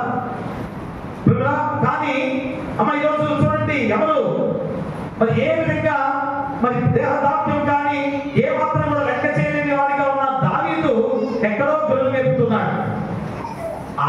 అతనే ఈ యొక్క దేశానికి రాజుగా నియమింపబడ్డాడు అని దేవాది దేవుడు చెప్పిన సంఘటన ఈరోజు మనం గుర్తు చేస్తున్నాడు. అంటే ఆ గొర్రెలు కాచే విధానాన్ని ఈరోజు మనకు గుర్తు చేస్తున్నాడు. అందుకనే ఒక విశ్వాసికి అవిశ్వాసికి మధ్య భేదం కూడా ఇది. ఒక విశ్వాసికి అవిశ్వాసి అంటే అవిశ్వాసి నమ్మకం లేని వాడిగా జీవిస్తున్నాడు. విశ్వాసేమో ఖచ్చితంగా నా గొర్రెల్ని నేను కాస్తాను, ఆ గృహంగాంచి నేను విడిపించగలనని శక్తివంతుడిగా జీవిస్తాడు. ఈరోజు మనం కూడా విశ్వాసులుగా ఉన్న వారిగా ఉన్నట్లయితే మా ఈరోజు దేవుడు నాకు తోడుగా ఉన్నాడు, నాకు మరణం లేదు, మళ్ళా తిరిగి నూతన జీవితంతో లేకపోతున్నానని విశ్వాసం నీలో ఉండాలి. నీకు కూడా ఈ సంఘంలో ఒక కాపరిగా ఉండాలి. ఏ విషయంలో కానీ అపవాది చొరపడకుండా చేయాలి. ఎందుకంటే బయట నుంచి వచ్చిన వాటి చేయనా కానీ లోపల నుంచి వచ్చిన వాటినైనా కానీ, అంటే బయట నుంచి వచ్చిన ఏంటి మన తోడేళ్ళు తోడుగా కదా, బయట నుంచి లోపల నుంచి వచ్చేవేంటి, లోపల నుంచి వచ్చేవేంటి మళ్ళా చెబుతున్నాను దయచేసి వాక్య భాగంలో బైబిల్ గ్రంథంలో ఉంది. లోపల నుంచి వచ్చేది ఏంటి? మా అబద్ధ బోధకులు సంఘాన్ని చేర్చడం, తోడే నుంచి ఏ విధంగా గొర్రెల మందలోంచి గొర్రెల్ని ఎలా చీల్చివేస్తాయో ఈరోజు ఇంత గొప్ప సంఘంగా ఏర్పడిన మా సంఘాన్ని చీలుస్తున్నాను. అటుపడి ఇటుపడి కదా. ఎందుకని ఎలా చాలా చేరుకున్నారు? ఎందుకు అలా దిక్కులేని వారిగా ముందుకు సాగుతున్నారు? కాపరి మీకు లేడా? మా ప్రతిరోజు ప్రతి నిత్యం కూడా కాపరి నీ కొరకు ప్రార్థన చేస్తూ, మా దిక్కు కొనున్నా కానీ నీ కొరకు ఆలోచన చేస్తూ ప్రార్థన చేసే కాపరులు ప్రతి 5 సంవత్సరాలకు ఒకరు కొత్తగా వస్తూ ఉంటారు కదా. మరి ఎందుకని సమాచారం అయిపోతున్నారు? చూడండి ఎంత ప్రాముఖ్యమైన మాట ఈరోజు గుర్తు చేశాడో మీ హృదయంలో దాన్ని జాగ్రత్తగా ఆలోచన చేసుకోవాలి. కాబట్టి ఇప్పుడైనా కానీ మీరు తెలుసుకోవాలి. అంటే అవిశ్వాసంతో మీరు జీవిస్తున్నారేమో, ఇంకా విశ్వాసం లేని వారిగా మనుషుల్ని ఆశ్రయిస్తున్నారేమో. దేవాది దేవుడే ఈరోజు నీ కొరకు ఒక దొడ్డిని ఏర్పాటు చేసి ఆ దొడ్డిలో నేను ఏ విధంగా ఏర్పాటు చేస్తున్నాడో గమనించుకోవాలి. పరిశుద్ధమైన స్థలంగా ఏర్పాటు చేసి దీనిలో చల్లాచెదురు కాకుండా ఉండడానికి ఈ దొడ్డిగా దేవుడు ఏర్పాటు చేశాడు. కాబట్టి మిమ్మల్ని చూస్తున్నాం. నేను ఎప్పుడు నిలబడి చూసినప్పుడు అక్కడ గొర్రెల బ్యాంక్ మంద ఉంది, మా దాంట్లో చుట్టూ లెక్చర్ చేశాడు కదా. ఒక్క గొర్రె కూడా బయటకు పోకుండా చక్కగా మళ్ళీ అతను ఆ వ్యాపారానికి తీసుకెళ్ళినప్పుడు ముందుండి వాటిని నటించుకుంటూ తీసుకెళ్తా ఉంటాడు. అతను ఒక వెరైటీగా స్వరంతో ఏదో మాట్లాడతాడు. మాట్లాడినప్పుడు గొర్రెలను కూడా పరిగెత్తడానికి కూడా అతను వెంట నడుస్తూ ఉంటాయి. చూడండి దేవుడు ఎంత గొప్ప సాదృశ్యంతో దేవుడి వాక్యాన్ని మా బైబిల్ గ్రంథంలో గుర్తు చేస్తున్నాడు. ఎంత ఉపమానంతో ఒక గొర్రెల మందను గొర్రెల కాపరిగా వాటిని మనకి సాదృశ్యంగా ఒక విధానంలో మనకి ఒక ఉపమానంగా చెబుతున్నాడు. మరి దేవాది దేవుడుగా, నిన్ను సృష్టించిన దేవుడుగా, నిన్ను ఎంతగా మలిచిన దేవుడుగా, నీ కొరకు తన ప్రాణం పెట్టిన దేవుడిగా ఉండగా నీ కొరకు ఎంత శ్రద్ధ కలిగిన దేవుడు నీకు తోడుగా ఉన్నాడు. ఎలాంటి ప్రమాదం జరగకుండా నేను కాపాడటానికి తోడుగా ఉన్నాడు. ఈరోజు నువ్వు ఆ దుడ్డిని కానీ వేరే గొర్రెలు కూడా నాకు కలవని కూడా దేవుడు చెబుతున్నాడు. మరి మీరే కాదు, నాకు వేరే గొర్రెలు కూడా ఏంటివి అన్యజనులుగా ఉన్నవారు కూడా నా దొడ్డిలోకి చేర్చే వరకు కూడా నేను నిద్రపోను, కొనుకను నిద్రపోను అని చెబుతున్నాడు దేవుడు. కాబట్టి వాటి నేను తోడుకుని రావాలని వాటిని కూడా అది నా స్వరం విను అప్పుడు అన్న మంద ఒకటి కాపరి ఒకటిని. అవును, మంద ఒకటి కాపరి ఒకటి. ఖచ్చితంగా గుర్తు చేసుకోండి. ఎందుకంటే లోపలున్న తోడేలుగా కపట బోధకులు మా బోధకులుగా వచ్చి సంఘాన్ని చేస్తున్నారు. మా ఒక్కడిగా చాలా చోట్ల కూడా ఎక్కడైతే బలమైన శక్తిగా ఆలయం ఉందో, చర్చి ఉందో, దాంట్లో నుంచి చీల్చే వారికి మన కొత్తగా వారికి ఎక్కడికి వస్తారు? మా పురాతన నుంచి కూడా ఇదే దేవాలయం మనకి కదా. కానీ ఈ దేవాలయంలోనే అన్ని కూడా మనందరం కూడా దేవుని పొందుకున్నాం, ఆశీర్వాదాలు పొందుకున్నాం, ఎంతో చక్కటి కుటుంబాలుగా మార్చబడ్డాం. ఇప్పుడు బిడ్డలు చక్కటి బిడ్డలు వచ్చేసి అమ్మా నీ ద్వారా ఆశీర్వాదాల ద్వారా నీ బిడ్డలు గొప్పవారుగా అయ్యండి మన ఆలయాన్ని మర్చిపోయి వేరే చోటకి వెళుతున్న వారిగా జీవిస్తున్నారు. అది ఈ బిడ్డలకు ఆశీర్వాదకరమేనా? ఎన్ని సంఘటనలు జరుగుతున్నాయో తెలుసుకొని కూడా అమ్మా నీ యొక్క దొడ్డిగా ఉన్న ఈ దేవాలయాన్ని, దేవుడు ఏర్పాటు చేసిన పరిశుద్ధాలయాన్ని విడిచిపెట్టుకు తొక్కేసి వెళ్ళిపోతుంటే అమ్మా దేవుడు ఇష్టపడతాడా? దేవుడు ఇష్టపడతాడా? ఒక్కసారి ఆలోచన చేసుకొని నీకు పరిపూర్ణమైన విశ్వాసాన్ని కాపార్చేవాడిగా ఉన్నా అది మంచి కాబట్టి తన తొలి ప్రాణం పెట్టిన మాదిరిగా నువ్వు జీవించాలి. ఎన్ని శ్రమలు వచ్చినా, ఎన్ని శ్రమలు వచ్చినా నీ విశ్వాసాన్ని నువ్వు మాపుకోవాలి ప్రియారా. అందుకే యెషయా గ్రంథంలో 49వ అధ్యాయం చూడండి ఒకసారి. యెషయా గ్రంథము 49వ అధ్యాయం. యెషయా గ్రంథము 49వ అధ్యాయం 6వ వచనం చదవండి. 6వ వచనం. నీవు యాకోబు గోత్రపు వారిని ఉద్ధరించినట్లును ఇశ్రాయేలులో తప్పిపోబడిన వారిని రక్షించుటట్లును నా సేవకుడవై ఉండుట ఎంతో స్వల్ప విషయము. భూదిగంతముల వరకు నీవు నేను కలుగు చేయు రక్షణకు సాధనముటకై అన్యజనులకు వెలుగై ఉన్నట్లు నిన్ను నియమించి ఉన్నాను. చూసారా కదా, నువ్వు యాకోబు గోత్రపు వారిని ఉద్ధరించినట్లును ఇశ్రాయేలులో తప్పిపోబడిన వారిని రక్షించినట్లును నా సేవకుడై ఉండుట ఎంతో స్వల్ప విషయము. స్వల్ప విషయం అన్నాడు యేసుక్రీస్తు వారు. వారిని కూడా కాపాడటానికి ఆయన్ని సేవకుడుగా ఈ లోకానికి పంపించిన దేవాలయం. కానీ స్వల్ప విషయం అన్నాడు. చూడండి ఎంతగా నీ కొరకు ఆయన చేసిన గొప్ప త్యాగం దేవుడు కదా. కాబట్టి తర్వాతి కాలంలో ఆయన మీద నమ్మకం ఉంచకపోయే ఇతర దేశ ప్రజలు, జాతులు అందరూ కూడా ఒక మందగా చేరబోతున్నారని ఎంత గొప్ప సందేశాన్ని ఈరోజు గుర్తు చేస్తున్నారు చూడండి. కాబట్టి ఒకే మంద ఒకే కాపరి, ఒకే మంద ఒకే కాపరి. ఇదే మీరు గుర్తు చేసుకోవాలి. ఈ ఉపవిషయంలో మనం గుర్తు చేసుకోవాలి ఒకే మంద ఒకే కాపరి. ఎందుకని సంఘంతో కూడా ఎంతపడాలని దేవుడు వాక్యం ద్వారా చెప్పబడేదా. మరి అది చాలా చెదరైపోయి ఎవరి సంవత్సరాలుగా వారు వెళుతుంటే వారు ఏం చేస్తారు?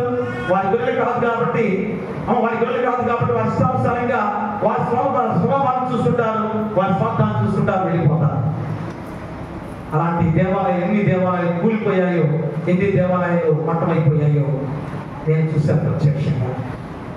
నా దేవాలయం అలా కాదు. ఈ పరిశుద్ధాలయం నేను పోతే ఇంకొకరు వస్తారు, ఇంకొకరు వస్తే తర్వాత ఇంకొకరు వస్తారు. అలాగా ఎప్పుడు నిరంతరం నిత్యం కూడా మా దేవుడి నామాన్ని ప్రకటించుకునే దేవాలయం మా దేవాలయం. కాబట్టి అది గుర్తు చేసుకొని ఎప్పుడైనా కానీ యేసుక్రీస్తు సంఘం ఈరోజు యూదులు మాత్రమే కాక అన్ని జాతుల వాళ్ళందరూ ఉన్నారు. ఆయన ఒక్కడే సంఘానికి నిజమైన అధిపతి. కాబట్టి ఈరోజు నువ్వు ఒక్కడిగా ఉండాలనే దేవుడి కోరిక. అంతేగాని డినామినేషన్ పేరుతో అయ్యో నా డినామినేషన్ నాది డినామినేషన్ చెప్పేసి అయ్యో మా దాంట్లో రక్షణ ఉంది, మీ దాంట్లో రక్షణ లేదు. మొట్టమొదటిగా నేర్చుకొని, మొట్టమొదటిగా తెలుసుకొని, మొట్టమొదటిగా దేవుళ్ళు ఆశీర్వాదాలు పొందుకొని ఇంత గొప్పవాడైన తర్వాత రక్షణ లేదు అని నీ నోటితో అంటున్నావంటే అంతకన్నా ఘోరమైన పాప జీవితం లేదని ఖచ్చితంగా చెబుతున్నాను కదా. ఒక్కసారి ఆలోచన చేయండి. ఎప్పుడైనా కానీ నువ్వు ఒకవేళ రక్షణ లేదు అని, నూతన సంఘం రక్షణ లేదని నువ్వు అనకపోయినా కానీ దీన్ని వీడి బయటకు వెళ్ళామంటే అర్థం ఏంటి? నాకైతే అక్కడ బాగుందనే కదా, ఇక్కడ ఏదో బాగలేదనే కదా. అమ్మ ఇక్కడ ఏది బాగలేదు నీకు, అక్కడ ఏది బాగుంది నీకు, ఒకసారి నువ్వు ఆలోచన చేయి. మీరు ఒకసారి నువ్వు ఆలోచన చేయి. ఏది బాగుందో నువ్వు ఆలోచన చేసుకుంటే ఖచ్చితంగా దేవుని వాక్యం ఉన్నట్లుగా చెప్పే సంఘం అన్నది. నేనేదో నూతన సంఘం అని చెప్పట్లేదు. అమ్మ నూతన సంఘం మొట్టమొదటిగా 150 సంవత్సరాల నుంచి ఏర్పడిన ఈ సంఘంలో ఎన్ని వాక్యాన్ని, బలమైన వాక్యాన్ని బోధించబడ్డాయి. ఎప్పుడైనా కానీ ఈ గొర్రెల దగ్గరలోంచి నువ్వు తప్పిపోకుండా కాపరిగా ఆయన తోడుగా ఉండగా నీవు ఈ దొడ్డిలోనే ఉండాల్సిన బాధ్యత నీ గుర్తు చేస్తున్నాడు. చూడండి ఎఫెసీయులకు రాసిన పత్రిక 2వ అధ్యాయం అపోస్తలుడైన పౌలు ఎఫెసీయులకు రాసిన పత్రిక 2వ అధ్యాయము 11 చదవండి. 11 నుంచి. కాబట్టి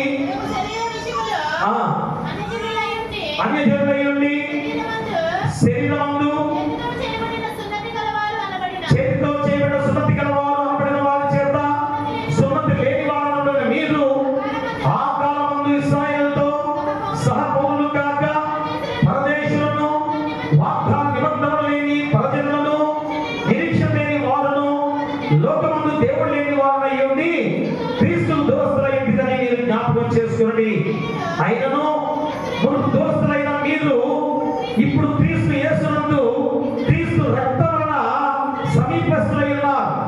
ఆయన మన సమాధానమై ఉండి నీకును మాకును ఉండిన ద్వేషమును అనగా ఇది రూపకమైన ఆజ్ఞల గల ధర్మశాస్త్రమును తన శరీరమందు కొట్టివేయట చేత మధ్య గోడను పడగొట్టి మన ఉభయులను ఏకం చేశాను. ఇట్లు సంధి చేయించు ఈ ఇద్దరిని తన యందు ఒక్క నూతన పురుషునిగా సృష్టించి తన శిలువ వలన ఆ ద్వేషమును సంహరించి దాని ద్వారా వీరిద్దరిని ఏక శరీరముగా చేసి దేవునితో సమాధానపరచవాలని ఎలాగూ చేశాను. కనుక ఆయనే మనకు సమాధానకరుడై ఉన్నాడు.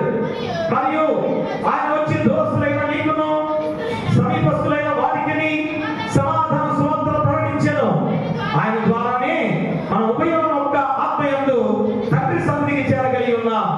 కాబట్టి మీరిక మీదట పరజనులను పరదేశులని ఉండక పరిశుద్ధులతో ఏక పట్టస్థులను దేవుని ఇంటి వారై ఉన్నారు. క్రీస్తు యేసే ముఖ్యమైన మూలరాయి ఉండగా అపోస్తలులను ప్రవక్తలను వేసిన పునాది మీద మీరు కట్టబడి ఉన్నారు. ప్రతి కట్టడమును ఆయనలో చక్కగా అమర్చబడి ప్రభునందు పరిశుద్ధమైన దేవాలయం ఒకటి వృద్ధి పొందుతున్నది. ఆయనలో మీరు కూడా ఆత్మమూలముగా దేవునికి నివాస స్థలమైనకు కట్టబడుతున్నారు. ఎఫెసీయులకు రాసిన పత్రిక 2వ అధ్యాయము 11 నుంచి 22 వచనాలు మళ్ళా మీ దగ్గర చదువుకుంటే మా దేవుళ్ళు ఎంత బలమైన వారిగా మీరు ఉన్నారో, ఎంత శక్తివంతులుగా మీరు ఉన్నారో, కాపరిగా ఆయన తోడుగా ఉండి మీరు ఆయన చూపిన శ్రమ మాదిరిగా జీవిస్తే తిరిగి దేవుళ్ళు ఎంత బలమైన వారిగా పిడిపార్శ్వం మీరు కూర్చోబోతున్నారో చెప్పబడిన గొప్ప సందేశం కోసం ఇప్పుడైనా మీరు ఒక్కసారి ఇంటి వల్ల ఆ వాక్యాన్ని చదువుకున్నాను కదా. కాబట్టి ఇప్పుడైనా ఆ క్రీస్తు శ్రమ ద్వారా చూపిన మాదిరిగా మనం కూడా ఎన్ని శ్రమలు అనుభవించినా క్రీస్తు మాదిరిగా జీవించాలి. అదే ఏం చెప్తున్నా, మంచి కాపరి తన పిల్లలకు ప్రాణం పెట్టిన మాదిరిగా జీవించాలి. నువ్వు కూడా ఎన్ని శ్రమలు వచ్చినా ఎన్ని శ్రమలు వచ్చి నీ ప్రాణం పోయినా కానీ అది చెప్తున్నాడు. అంటే యేసుక్రీస్తు వారి ప్రాణం ఎలా పెట్టాడో మన ప్రాణం పోయినా కానీ దేవుని విశ్వాసాన్ని విడకూడదు. ఎందుకంటే నేను కాపాడి మళ్ళా తిరిగి దేవుని రాజ్యంలో ఏర్పాటు చేసే శక్తివంతమైన విధానం.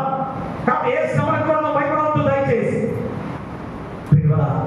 ఇక 2వ ఉపాంశముగా క్రీస్తు శ్రమలు ఆత్మల కాపరివైపు మళ్ళించుట. క్రీస్తు శ్రమలు చూపిన శ్రమలు ఆత్మల కాపరివైపుకి మళ్ళించుట. క్రీస్తు చూపిన శ్రమలు ఆత్మల కాపరివైపుకి మళ్ళించుట. ఏ కాపరి అయినా ఏ కాపరి ఈ లోకంలో వచ్చి కాపరి అనేది దేనికి ఆత్మను పోకుండా కాపాడే కాపరిగా నీలో ఉన్నాడు. మనల్ని రక్షించే కాపరిగా ఆయన నీకు తోడుగా ఉన్నాడు. అదే రోజు మా పరిశుద్ధైన పేతురు ద్వారా మొదటి పత్రికలో 2వ అధ్యాయంలో 25వ వచనాన్ని మనం చదువుకుందాం. మనం గొర్రెల వలె దారి తప్పిపోతుంది కానీ ఇప్పుడు మీ ఆత్మ కాపరియుడు అధ్యక్షుడైన ఆయన వైపులకు మళ్ళీ ఉన్నారు. చూడండి ఎంత గొప్ప మాటగా, ఎంత గొప్ప పిలుపు పేతురు ద్వారా నీకు ఇస్తున్నాడు. మా పేతురు యోహాను మాట ఖచ్చితంగా స్వీకరించాలి. ఎందుకని గొప్ప సాక్షులు యేసుక్రీస్తు దగ్గర ప్రత్యక్షంగా ఉన్నవారు. మా పేతురు ప్రత్యక్షంగా ఉన్నవాడు. ఆయన చెప్పుల మాటలే. కాబట్టి ఒక పిలుపు నీకు ఇస్తున్నాడు ఈరోజు. ఏమని? దుర్వినియోగ మరియు అన్యాయమైన శక్తులను ఆధిపత్య రోమన్ మరియు యూదు పాలక వర్గాలను ధిక్కరించినందుకు శ్రమపడిన యేసు మార్గాన్ని అనుసరించమని పేతురు నీకు పిలిపిస్తున్నాడు. చూడండి, రోమన్ సామ్రాజ్యం యొక్క అధికార అహంకారము, యూదుల యొక్క పాలకవర్గము ఏ విధంగా ఆయన్ని సిలువ వేసి శ్రమ చూపించిన భయంకరమైన విధానంలో మరి ఏ విధంగా ఆయన చూపిన ఆ శ్రమ మాదిరి నువ్వు కూడా చూపాలని నీకు పిలిపిస్తున్నాడు ఈరోజు. అంటే వ్యక్తిగతంగా మరియు సామాజికంగా సంపూర్ణ జీవిత అనుభవానికి చెరువు స్వీకరించడం అనేది అవసరమని ఈరోజు. అందుకనే యేసుక్రీస్తు వారిని అనుసరించమని పేతులు ప్రజలకు ఎంత గొప్ప సందేశాన్ని ఈరోజు ఇస్తున్నాడు. ఎంత గొప్ప సందేశాన్ని యేసుక్రీస్తు ఇస్తున్నాడు. ప్రేమరా, మరి ఈరోజు నువ్వు ఆలోచన చేస్తున్నావా? ఎందుకంటే శిలువ సంఘటన మంచి కాపురి నమూనాకు సాక్ష్యంగా ఈరోజు తాను గుర్తించుకున్న దేవాది దేవుడు. మరి వారి తన ప్రేమను తెలియజేస్తున్నాడు. చూడండి, పేతురు రాసిన మొదటి పత్రిక 4వ అధ్యాయం చూడండి, 4వ అధ్యాయం 15-16 వచ్చిన, మీలో ఎవడను నరహంతకులుగా కానీ, దొంగగా కానీ, దుర్మార్గులుగా కానీ, కళ్ళజోలికి పోవాడుగా కానీ బాధ అనుభవింపతగదు. ఎవడైనాను క్రైస్తవుడైనందుకు బాధ అనుభవించిన ఎడల అతను సిగ్గుపడక ఆ పేరును బట్టి దేవుని మహిమపరచవలెను. చూసారా, ఒక్క మాటతో దేవుడు ఎంత గొప్ప వాక్యాన్ని ఈరోజు ఆ ఉప అంశాన్ని గుర్తు చేస్తున్నాడు. ఎందుకనగా ప్రియ దేవుడిలాగా మీరు ఎవరన్నో నరహంతకుడుగా కానీ, దొంగగా కానీ, దుర్మార్గుడుగా కానీ, కళ్ళజోలికి పోవాడుగా కానీ బాధ అనుభవింపతగదు.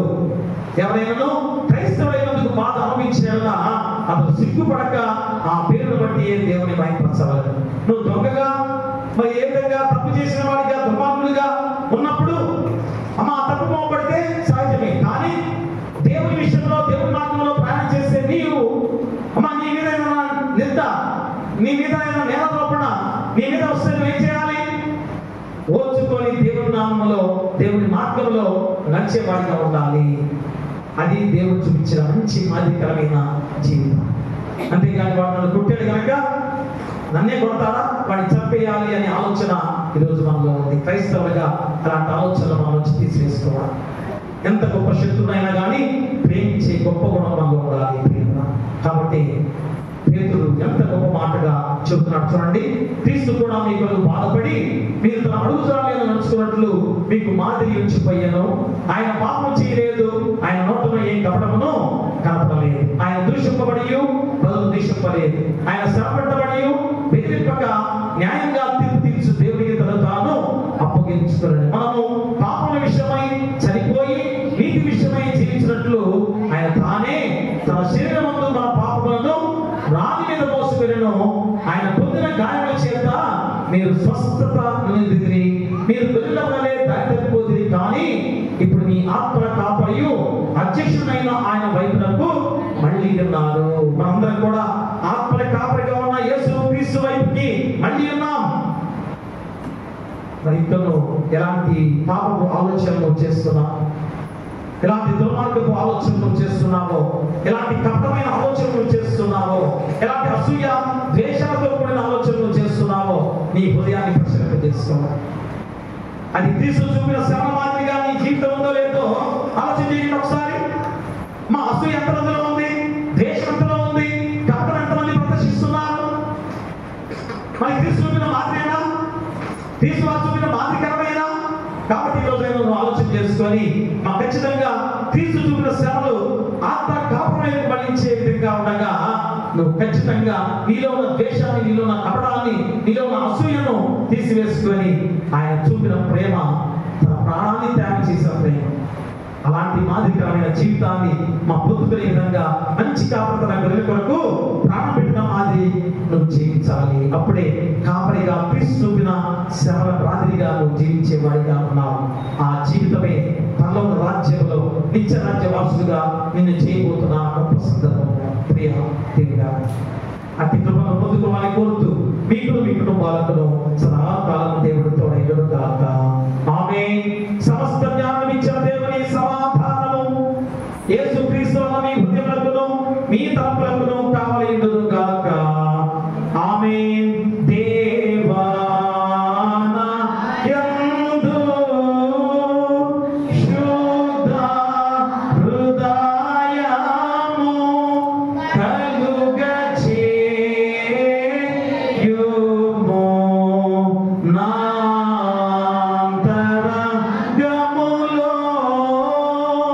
స్థిరమైన మన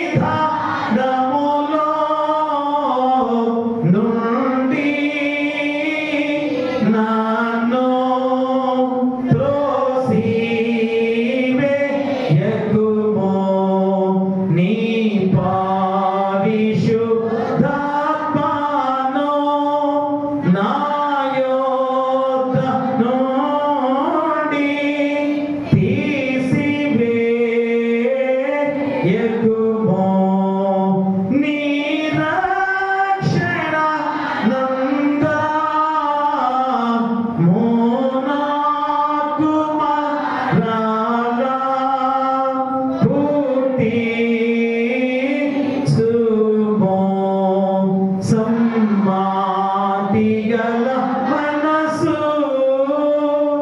కాలుగా చేసి నన్ను దృఢపరచుమో.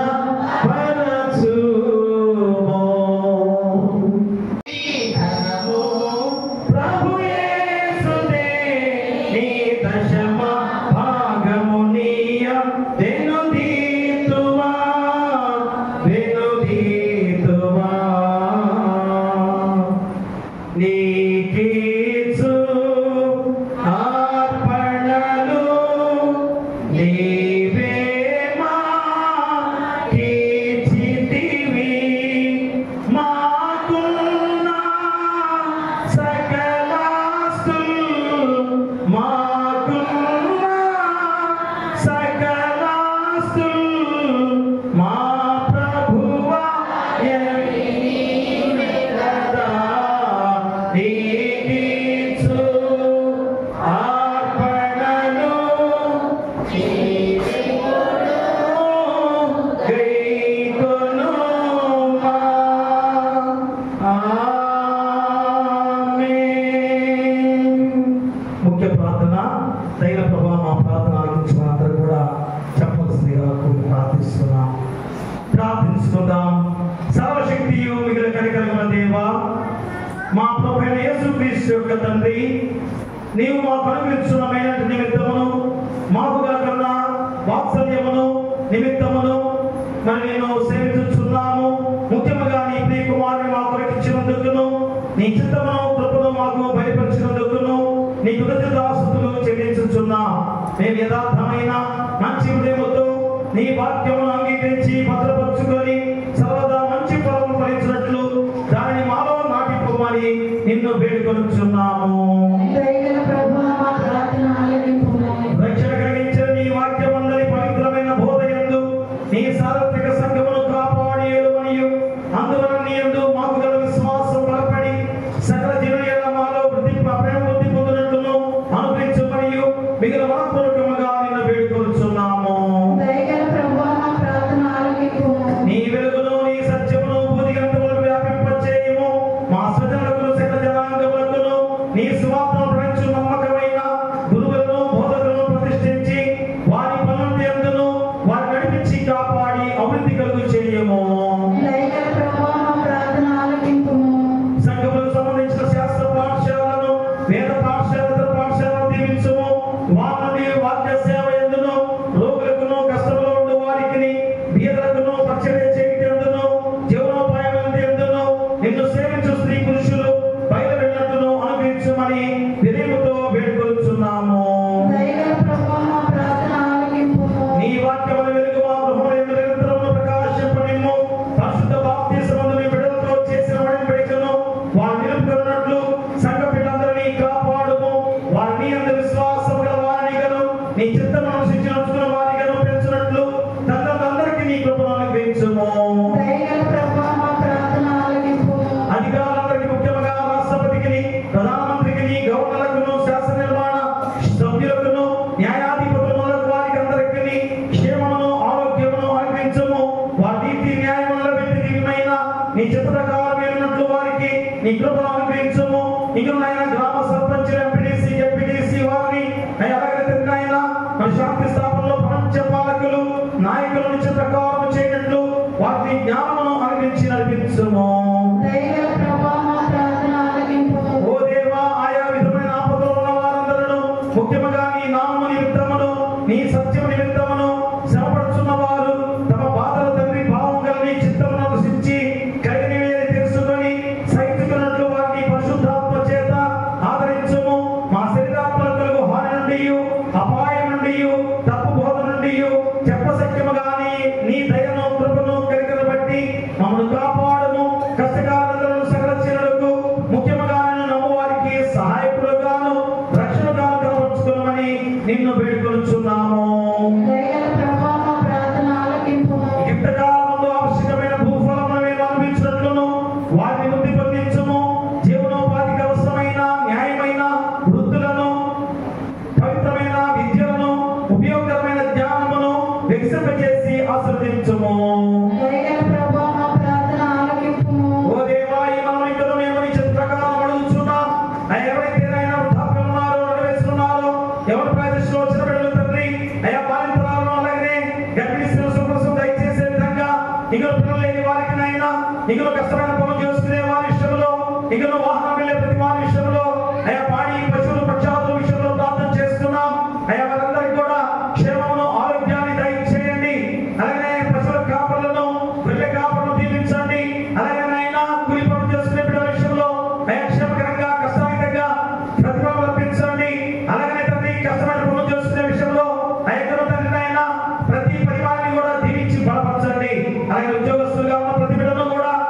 దీవించి బలపరచండి.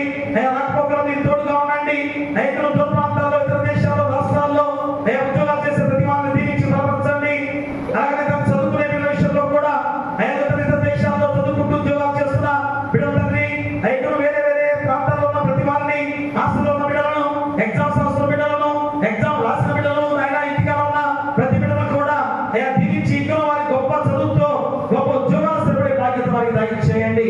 అలాగే సేవకులుగా డాక్టర్లు, నర్సులు, ఆశా వర్కర్లు, వాలంటీర్లు, పోలీసు వారు, ఎంఆర్ఓ, విఆర్ఓ, పంచాయతీ సెక్రటరీలు, పారిశుద్ధ పనులు చేసేవారు, ఎండిఓ అందరూ కూడా చక్కటి సేవకులను ఏర్పాటు చేస్తున్నారు. వారు సేవకు తగ్గ ప్రతిఫలం పొందుకునే గొప్ప విధానంలో వారు పరిచర్య చేసే ధర్మంలో మీ పరిశుద్ధాత్మ శక్తిని వారిపై కుమ్మరించండి. మా ఏసీ సంఘాన్ని బట్టి, అధ్యక్షులు బట్టి, శివరాధ్యక్షులు బట్టి, ప్రజలు గారు, సెక్రటరీ వారిని బట్టి, ఆయా గురుమండల అధ్యక్షులుగా ప్రతి ఒక్క ప్యారిస్ పాస్టర్ గారిని దీవించి బలపరచండి. సంఘాన్ని దీవించండి. ఏ శోధనాన్ని కూడా వెంట భద్రపరచుకోండి. అలాగే ఆయన మా సంఘాన్ని డెలిగేట్ గారిని, సెక్రటరీలను, కులపెద్దలను, పిసిసి వారిని, అలాగే ఆయన సమాధిని దీవించి బలపరిచి సంఘాన్ని అభివృద్ధి చేసే ధర్మంలో మీ పరిశుద్ధాత్మ శక్తిని కుమ్మరించండి. అలాగే ఆయన సమర్పించిన కాములు బట్టి, కాములు బట్టి, ముప్పటి కాములు బట్టి, దశభాగాలు ప్రదర్శించిన వారిని బట్టి, గుప్పటి బియ్యాన్ని తీసుకొచ్చిన వారిని బట్టి, వారిని వారి కుటుంబాలని 30 60 నూరంతలుగా ఫలింపచేయమని వీటిని ప్రార్థన చేస్తున్నాం. అలాగే ఆయన స్త్రీ సమాజాన్ని అభివృద్ధి చేసే విధంగా మీకు దయచేయండి. స్త్రీలు రాలేకపోతున్న బిడ్డగా ఉన్నారు. స్త్రీలు ఖచ్చితంగా రావాలి. దేవుడు ఏర్పాటు చేసిన గొప్ప కూడిక తండ్రి, దానిలో పాల్గొనే బాధ్యత ప్రతి బిడ్డకు దయచేయండి. సండే స్కూల్ టీచర్స్ ఆయన సండే స్కూల్ కూడా దీవించి బలపరచండి. బిడ్డలందరూ కూడా దేవుల్లో బలమైన వారిగా ఎదగడానికి కృప దయచేయండి. ఇప్పుడు ప్రభుత్వ భోజన సంస్కారం కూడా స్వీకరించబోతుండగా మీ శరీరాన్ని అంతేకాదు మీ రక్తం పాలుగా భుజించబోతుండగా మీకు మాదిరి వలె జీవించే విధంగా ఆ ఆహారాన్ని మీ ఆహారంగా భుజించబోతున్నారు. వారిని దీవించి బలపరచమని ఇందులో సంఘంలో ఏ శోధనాన్ని ఇతరులు వెంట భద్రపరచుకోండి. నూతన దేవాలయ విషయంలో త్వరగా ప్రారంభం చేసుకునే విధానంలో ప్రతి ఒక్కరి ఆలోచనలను ఆయన ఏక ఆలోచనగా చేసుకొని నడిపించే బాధ్యత దయచేయమని, బిడ్డల వల్ల తిరిగి గృహానికి వెళ్తుండగా క్షేమకరంగా నడిపించమని, మా సంఘం చుట్టూ, గ్రామం చుట్టూ కూడా మీ దేవదూత గచ్చగా ఉంచమని నీ కుమారుడు మా ప్రభువైన యేసుక్రీస్తు ద్వారా వేడుకొంచున్నాము తండ్రి. ఆమేన్. పరలోకమందున మా తండ్రి, నీ నామం పరిశుద్ధపరచబడును గాక, నీ రాజ్యం వచ్చును గాక, నీ చిత్తం పరలోకమందు నెరవేర్చును, భూమి మీద నెరవేరును గాక. కాదిన ఆహారం నేడు మాకు దయచేయము. ఆయన అపరాధములు చేసిన వారిని మేము క్షమించిన ప్రకారం అపరాధములను క్షమించుము. శోధన తేక దుష్టును తప్పించుము. రాజ్యమును, శక్తియు, మహిమయు నిరంతరము నీవయున్నవి. ఆమేన్. దయచేసి కూర్చోండి. ప్రియ దేవుని సంగమా, పిల్లలారా గమనించండి. మన చక్కటి ఉపవాస కూడిక ధ్యానం ఎంతో చక్కగా జరిగింది. మరి సహకారంతో మరి బిడ్డలు మరి 3,400 రూపాయలు కానుకగా వచ్చుండగా దాని ఖర్చు మరి 22,300 అయింది. అంటే దాంట్లో గ్యాస్ కూడా ముందుగా గ్యాస్ పట్టించాం. దాన్ని అన్ని కలుపుకొని 2,300 రూపాయలు ఉన్నాయి. మరి మిగిలినవి 1,100 రూపాయలుగా ఉన్నాయి మన దగ్గర. ఎందుకంటే పాత బ్యాలెన్స్ మరి సేవ సమాజం దానికి ఇచ్చాము మేము. అది అంత కూడా దాంట్లో నుంచి ఇచ్చారు కనుక ఇంకా దాంట్లో ఏం మిగలలేదు. ఇప్పుడు మళ్ళీ కొత్తగా 1,100 రూపాయలు ఉన్నాయి. మరి ఎందుకంటే మన నెట్లో చివరి భోజనాల్లో 2 టిక్కీలు బియ్యం ఉన్నాయి. ఆ బియ్యాన్ని మనం వాడాం. ఒక టిక్కీ వేసాము, 10 కేజీలు 15 వేసాం, 15 వేస్తున్నారు. కాబట్టి ఇంకా టిక్కీ 15 దాకా ఉన్నాయి. అది ఆ లెక్క. అలాగనే మరి ఈరోజు ప్రభుత్వ సంస్కారాన్ని పాల్గొచ్చిన వారు జరుగుతున్న వరప్రసాద్ గారు, స్వార్థ గారు వారి కుటుంబ తరఫున ప్రభుత్వ సంస్కారాన్ని సమర్పించున్నారు. మేడ ప్రభుదాస్ గారు, సలోని గారు వారి కుటుంబం నుంచి కూడా ప్రభుత్వ సంస్కారాన్ని సమర్పించున్నారు. పెద్దపాటి ల్యాండ్గా గారి కుటుంబం నుంచి ప్రభుత్వ సంస్కారాన్ని సమర్పించున్నారు. తాలా జార్జీ బ్యూలా మరి వారి యొక్క పిల్లలు శిశ్రేఖ ఆరాధ్య వారి కుటుంబ తరఫున ప్రభుత్వ సంస్కారాన్ని సమర్పించున్నారు. పోపూరి షాయిరాజ్ సుదీప మరి తల్లిదండ్రులుగా చంద్రబాబు మరియు గారు వారి బిడ్డల తరఫున ఆ ప్రభుత్వ సంస్కారాలను సమర్పించున్నారు. వారి కుటుంబాన్ని దేవుడు దీవించును గాక. మరి ఎవరైనా చెప్తే మర్చిపోతే చెప్పండి, పర్లేదు. మర్చిపోయిన కంటే ఇప్పుడు మధ్య మధ్యలో వచ్చారు. ఎవరైనా పేరు రాకపోతే దయచేసి రెండో ఆరాధనలో చదువుతారు. ఆ పేరు నాకు చెప్పాల్సిందిగా కొన్ని ప్రార్థిస్తున్నాను. దీవెనతో సెలవిమ్ము కర్తా, మాకు నీ దీవెనతో సెలవిమ్ము కర్తా. దీవించి క్షేమంపు దీవులను దయచేసి జీవా పోషణ వార్త భావమున సమకూర్చి దీవెనతో మాకు నీ దీవెనతో సెలవిమ్ము కర్తా. ప్రభుని నా శుచిని కాపాడుగాక, ప్రభు దివ్య తన సన్నిధి ప్రకాశింపజేసిను కరుణించుగాక, ప్రభు దివ్య తన సన్నిధిని ఆనందింపచేసి నీకు సమాధానము కలుగు చేయునుగాక.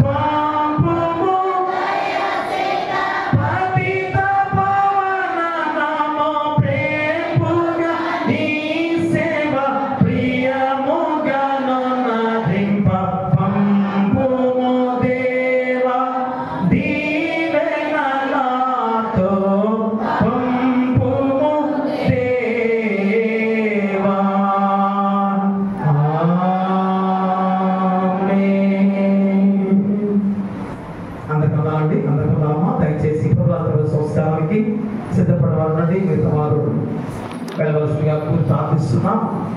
అలాగే దయచేసి గమనించండి, మా ఉమెన్స్ సండే మరి త్వరలోనే పెట్టుకోవడానికి సిద్ధంగా మరి ఉన్నాం. అది చేయడానికి సాయంత్రం ఈరోజు సాయంత్రం మరి కూడా చెప్పి ఈరోజు సాయంత్రం ఫిక్స్ చేస్తాం. అలాగనే మరి యూత్ మీటింగ్ కూడా ఉంటుంది.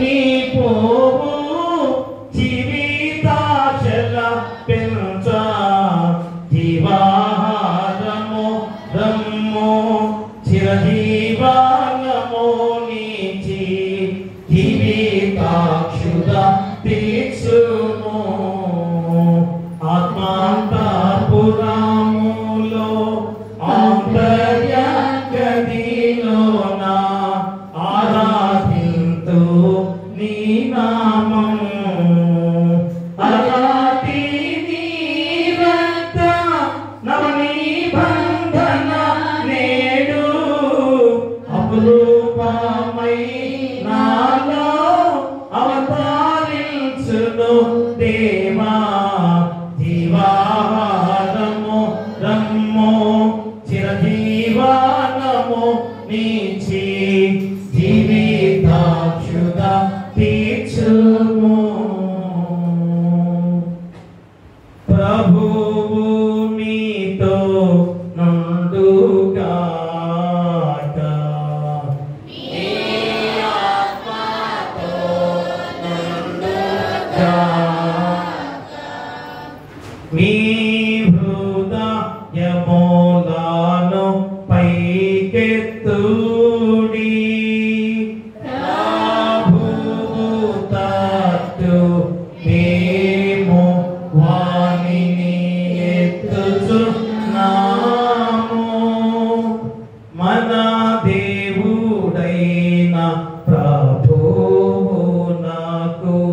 కృతజ్ఞత స్తోత్రములు చెల్లింతాము. అలాగు చేయుట తగినదియు సరి అయినదియునయున్నది. ఓ ప్రభువా, పరిశుద్ధమైన తండ్రి, సర్వశక్తి గల నిత్యుడైన దేవా, మేము సర్వదా సర్వత్రా నీ కృతజ్ఞతాస్తుతులు చెల్లించుట నిజముగా తగినది సరియును హితమై ఉన్నది. ముఖ్యముగా నీ కుమారుడును మా ప్రభువైన యేసుక్రీస్తు యొక్క మహిమగల పునరుత్థానం బట్టి నిన్ను స్తుతించుటకు బద్ధులమై ఉన్నాం. మా కొరకై అర్పింపబడి లోక పాపమును మోసుకొనిపోయిన పస్కా గొర్రె పిల్ల ఆయనే. ఆయన తన మరణం వలన మరణమును నశింపజేసి తన పునరుత్థానం వలన మాకు నిత్య జీవనం దయచేసి ఉన్నాడు. కాబట్టి దూతలతోనూ ప్రధాన దూతలతోనూ పరలోక సైన్య సమూహములతోనూ నీ మహిమల నామమును మేము కొనియాడి ఘనపరిచి సదా నిన్ను స్తుతించుచున్నాము. పరిశుద్ధుడా పరిశుద్ధుడా పరిశుద్ధుడా సైన్యముల ప్రభువగు దేవా ఆకాశం భూమియు నీ మహిమతో నిండి ఉన్నవి. సర్వోన్నతమైన వానిలో హోసన్నా. ప్రభువు పేరట వచ్చువాడు స్తుతింపబడుగాక.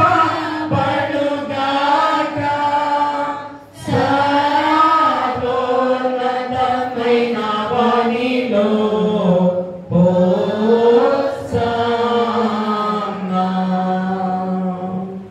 పరలోకమందున మా తండ్రి, నీ నామం పరిశుద్ధపరచబడుగాక, నీ రాజ్యం వచ్చుగాక, నీ చిత్తం పరలోకమందు నెరవేర్చినట్టు భూమి యందును నెరవేరుగాక. మనది నా నేడు మాకు దయచేయు. ఆయన ప్రమాదములను చేసిన వారిని మేము క్షమించిన ప్రకారం మా అపరాధములను క్షమించు.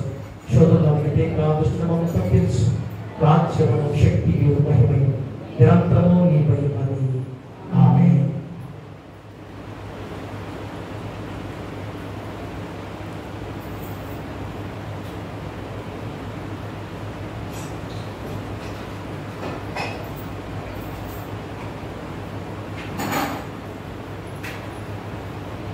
మన ప్రభువైన యేసుక్రీస్తు తాను అప్పగింపబడిన రాత్రి రొట్టెను తీసుకొని స్తోత్రము చేసి దానిని తన శిష్యులకు ఇచ్చి, మీరు పుచ్చుకొని తినుడి, ఇది మీ కొరకై ఇవ్వబడుచున్న నా శరీరమై ఉన్నది, నన్ను జ్ఞాపకం చేసుకుని దీన్ని చేయుడని చెప్పెను.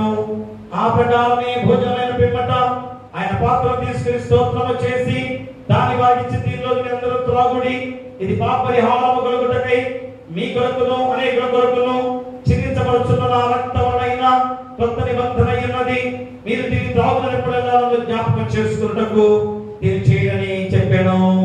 ప్రభు యొక్క సమాధానం ఎల్లప్పుడూ మీతో ఉండును గాక. ఆమేన్. లోక పాపమును మోసికొని పోవు దేవుని గొర్రె పిల్లవైనవో క్రీస్తు, మామును కనికరింపుము. లోక పాపమును మోసికొని పోవు దేవుని గొర్రె పిల్లవైన ఓ క్రీస్తు, మామును కనికరింపుము. లోక పాపమును మోసికొని పోవు దేవుని గొర్రె పిల్లవైన ఓ క్రీస్తు, నీ సమాధానము మాకు దయచేయుము. ఆమేన్. దయచేసి కూర్చోండి. మరి ముందుగా పురుషులు రండి. చాలా సిద్ధంగా ఉంది.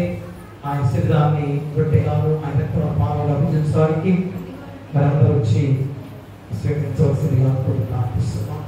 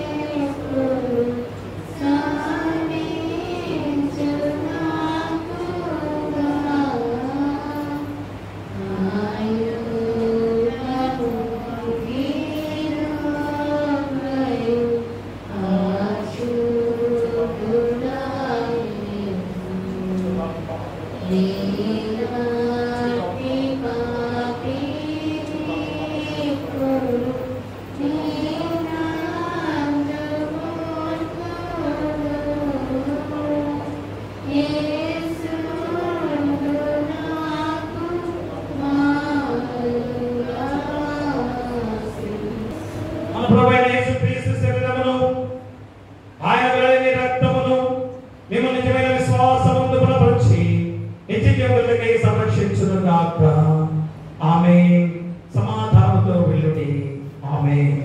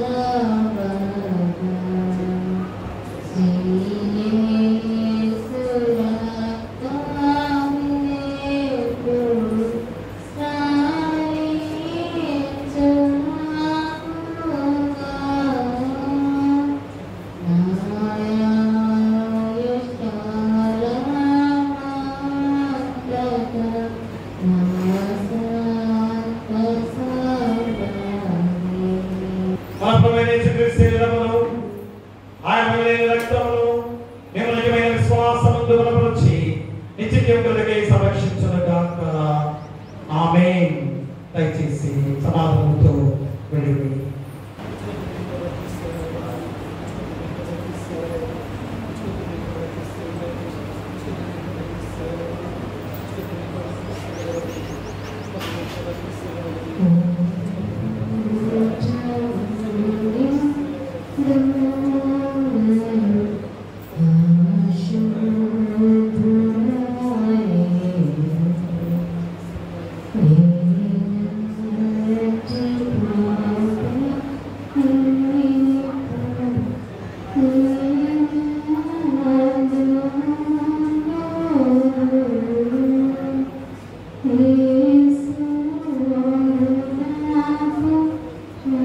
మన ప్రభువైన యేసుక్రీస్తు శరీరమును ఆయన వెల్లడిన రక్తమును నిమజ్జనమైన విశ్వాసమును బలపరిచి నిత్య జీవములకై సంరక్షించును గాక. ఆమేన్. సమాధానంతో వెళ్ళుడి. ఆమేన్.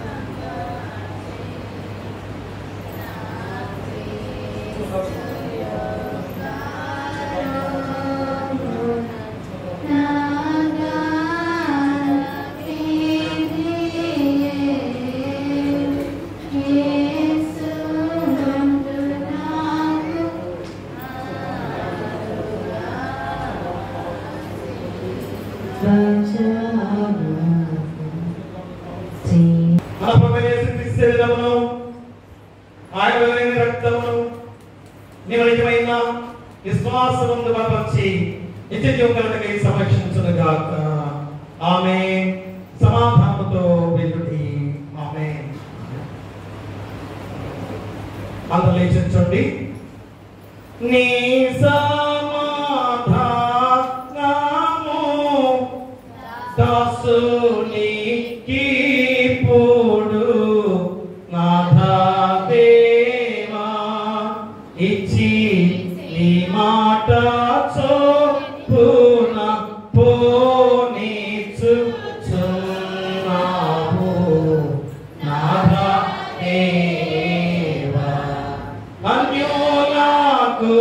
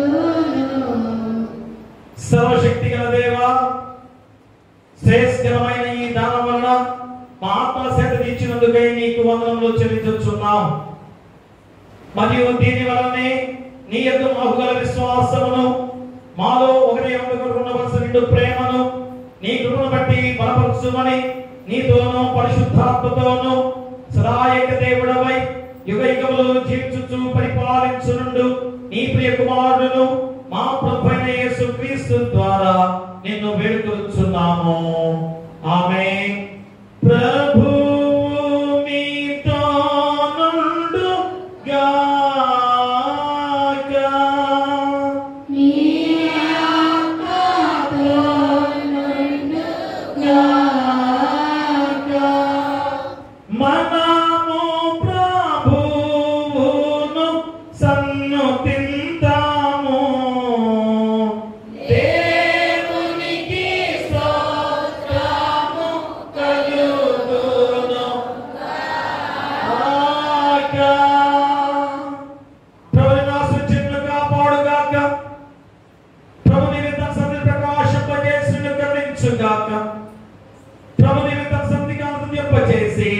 నీకు సమాధానము కలుగు చేయును గాక.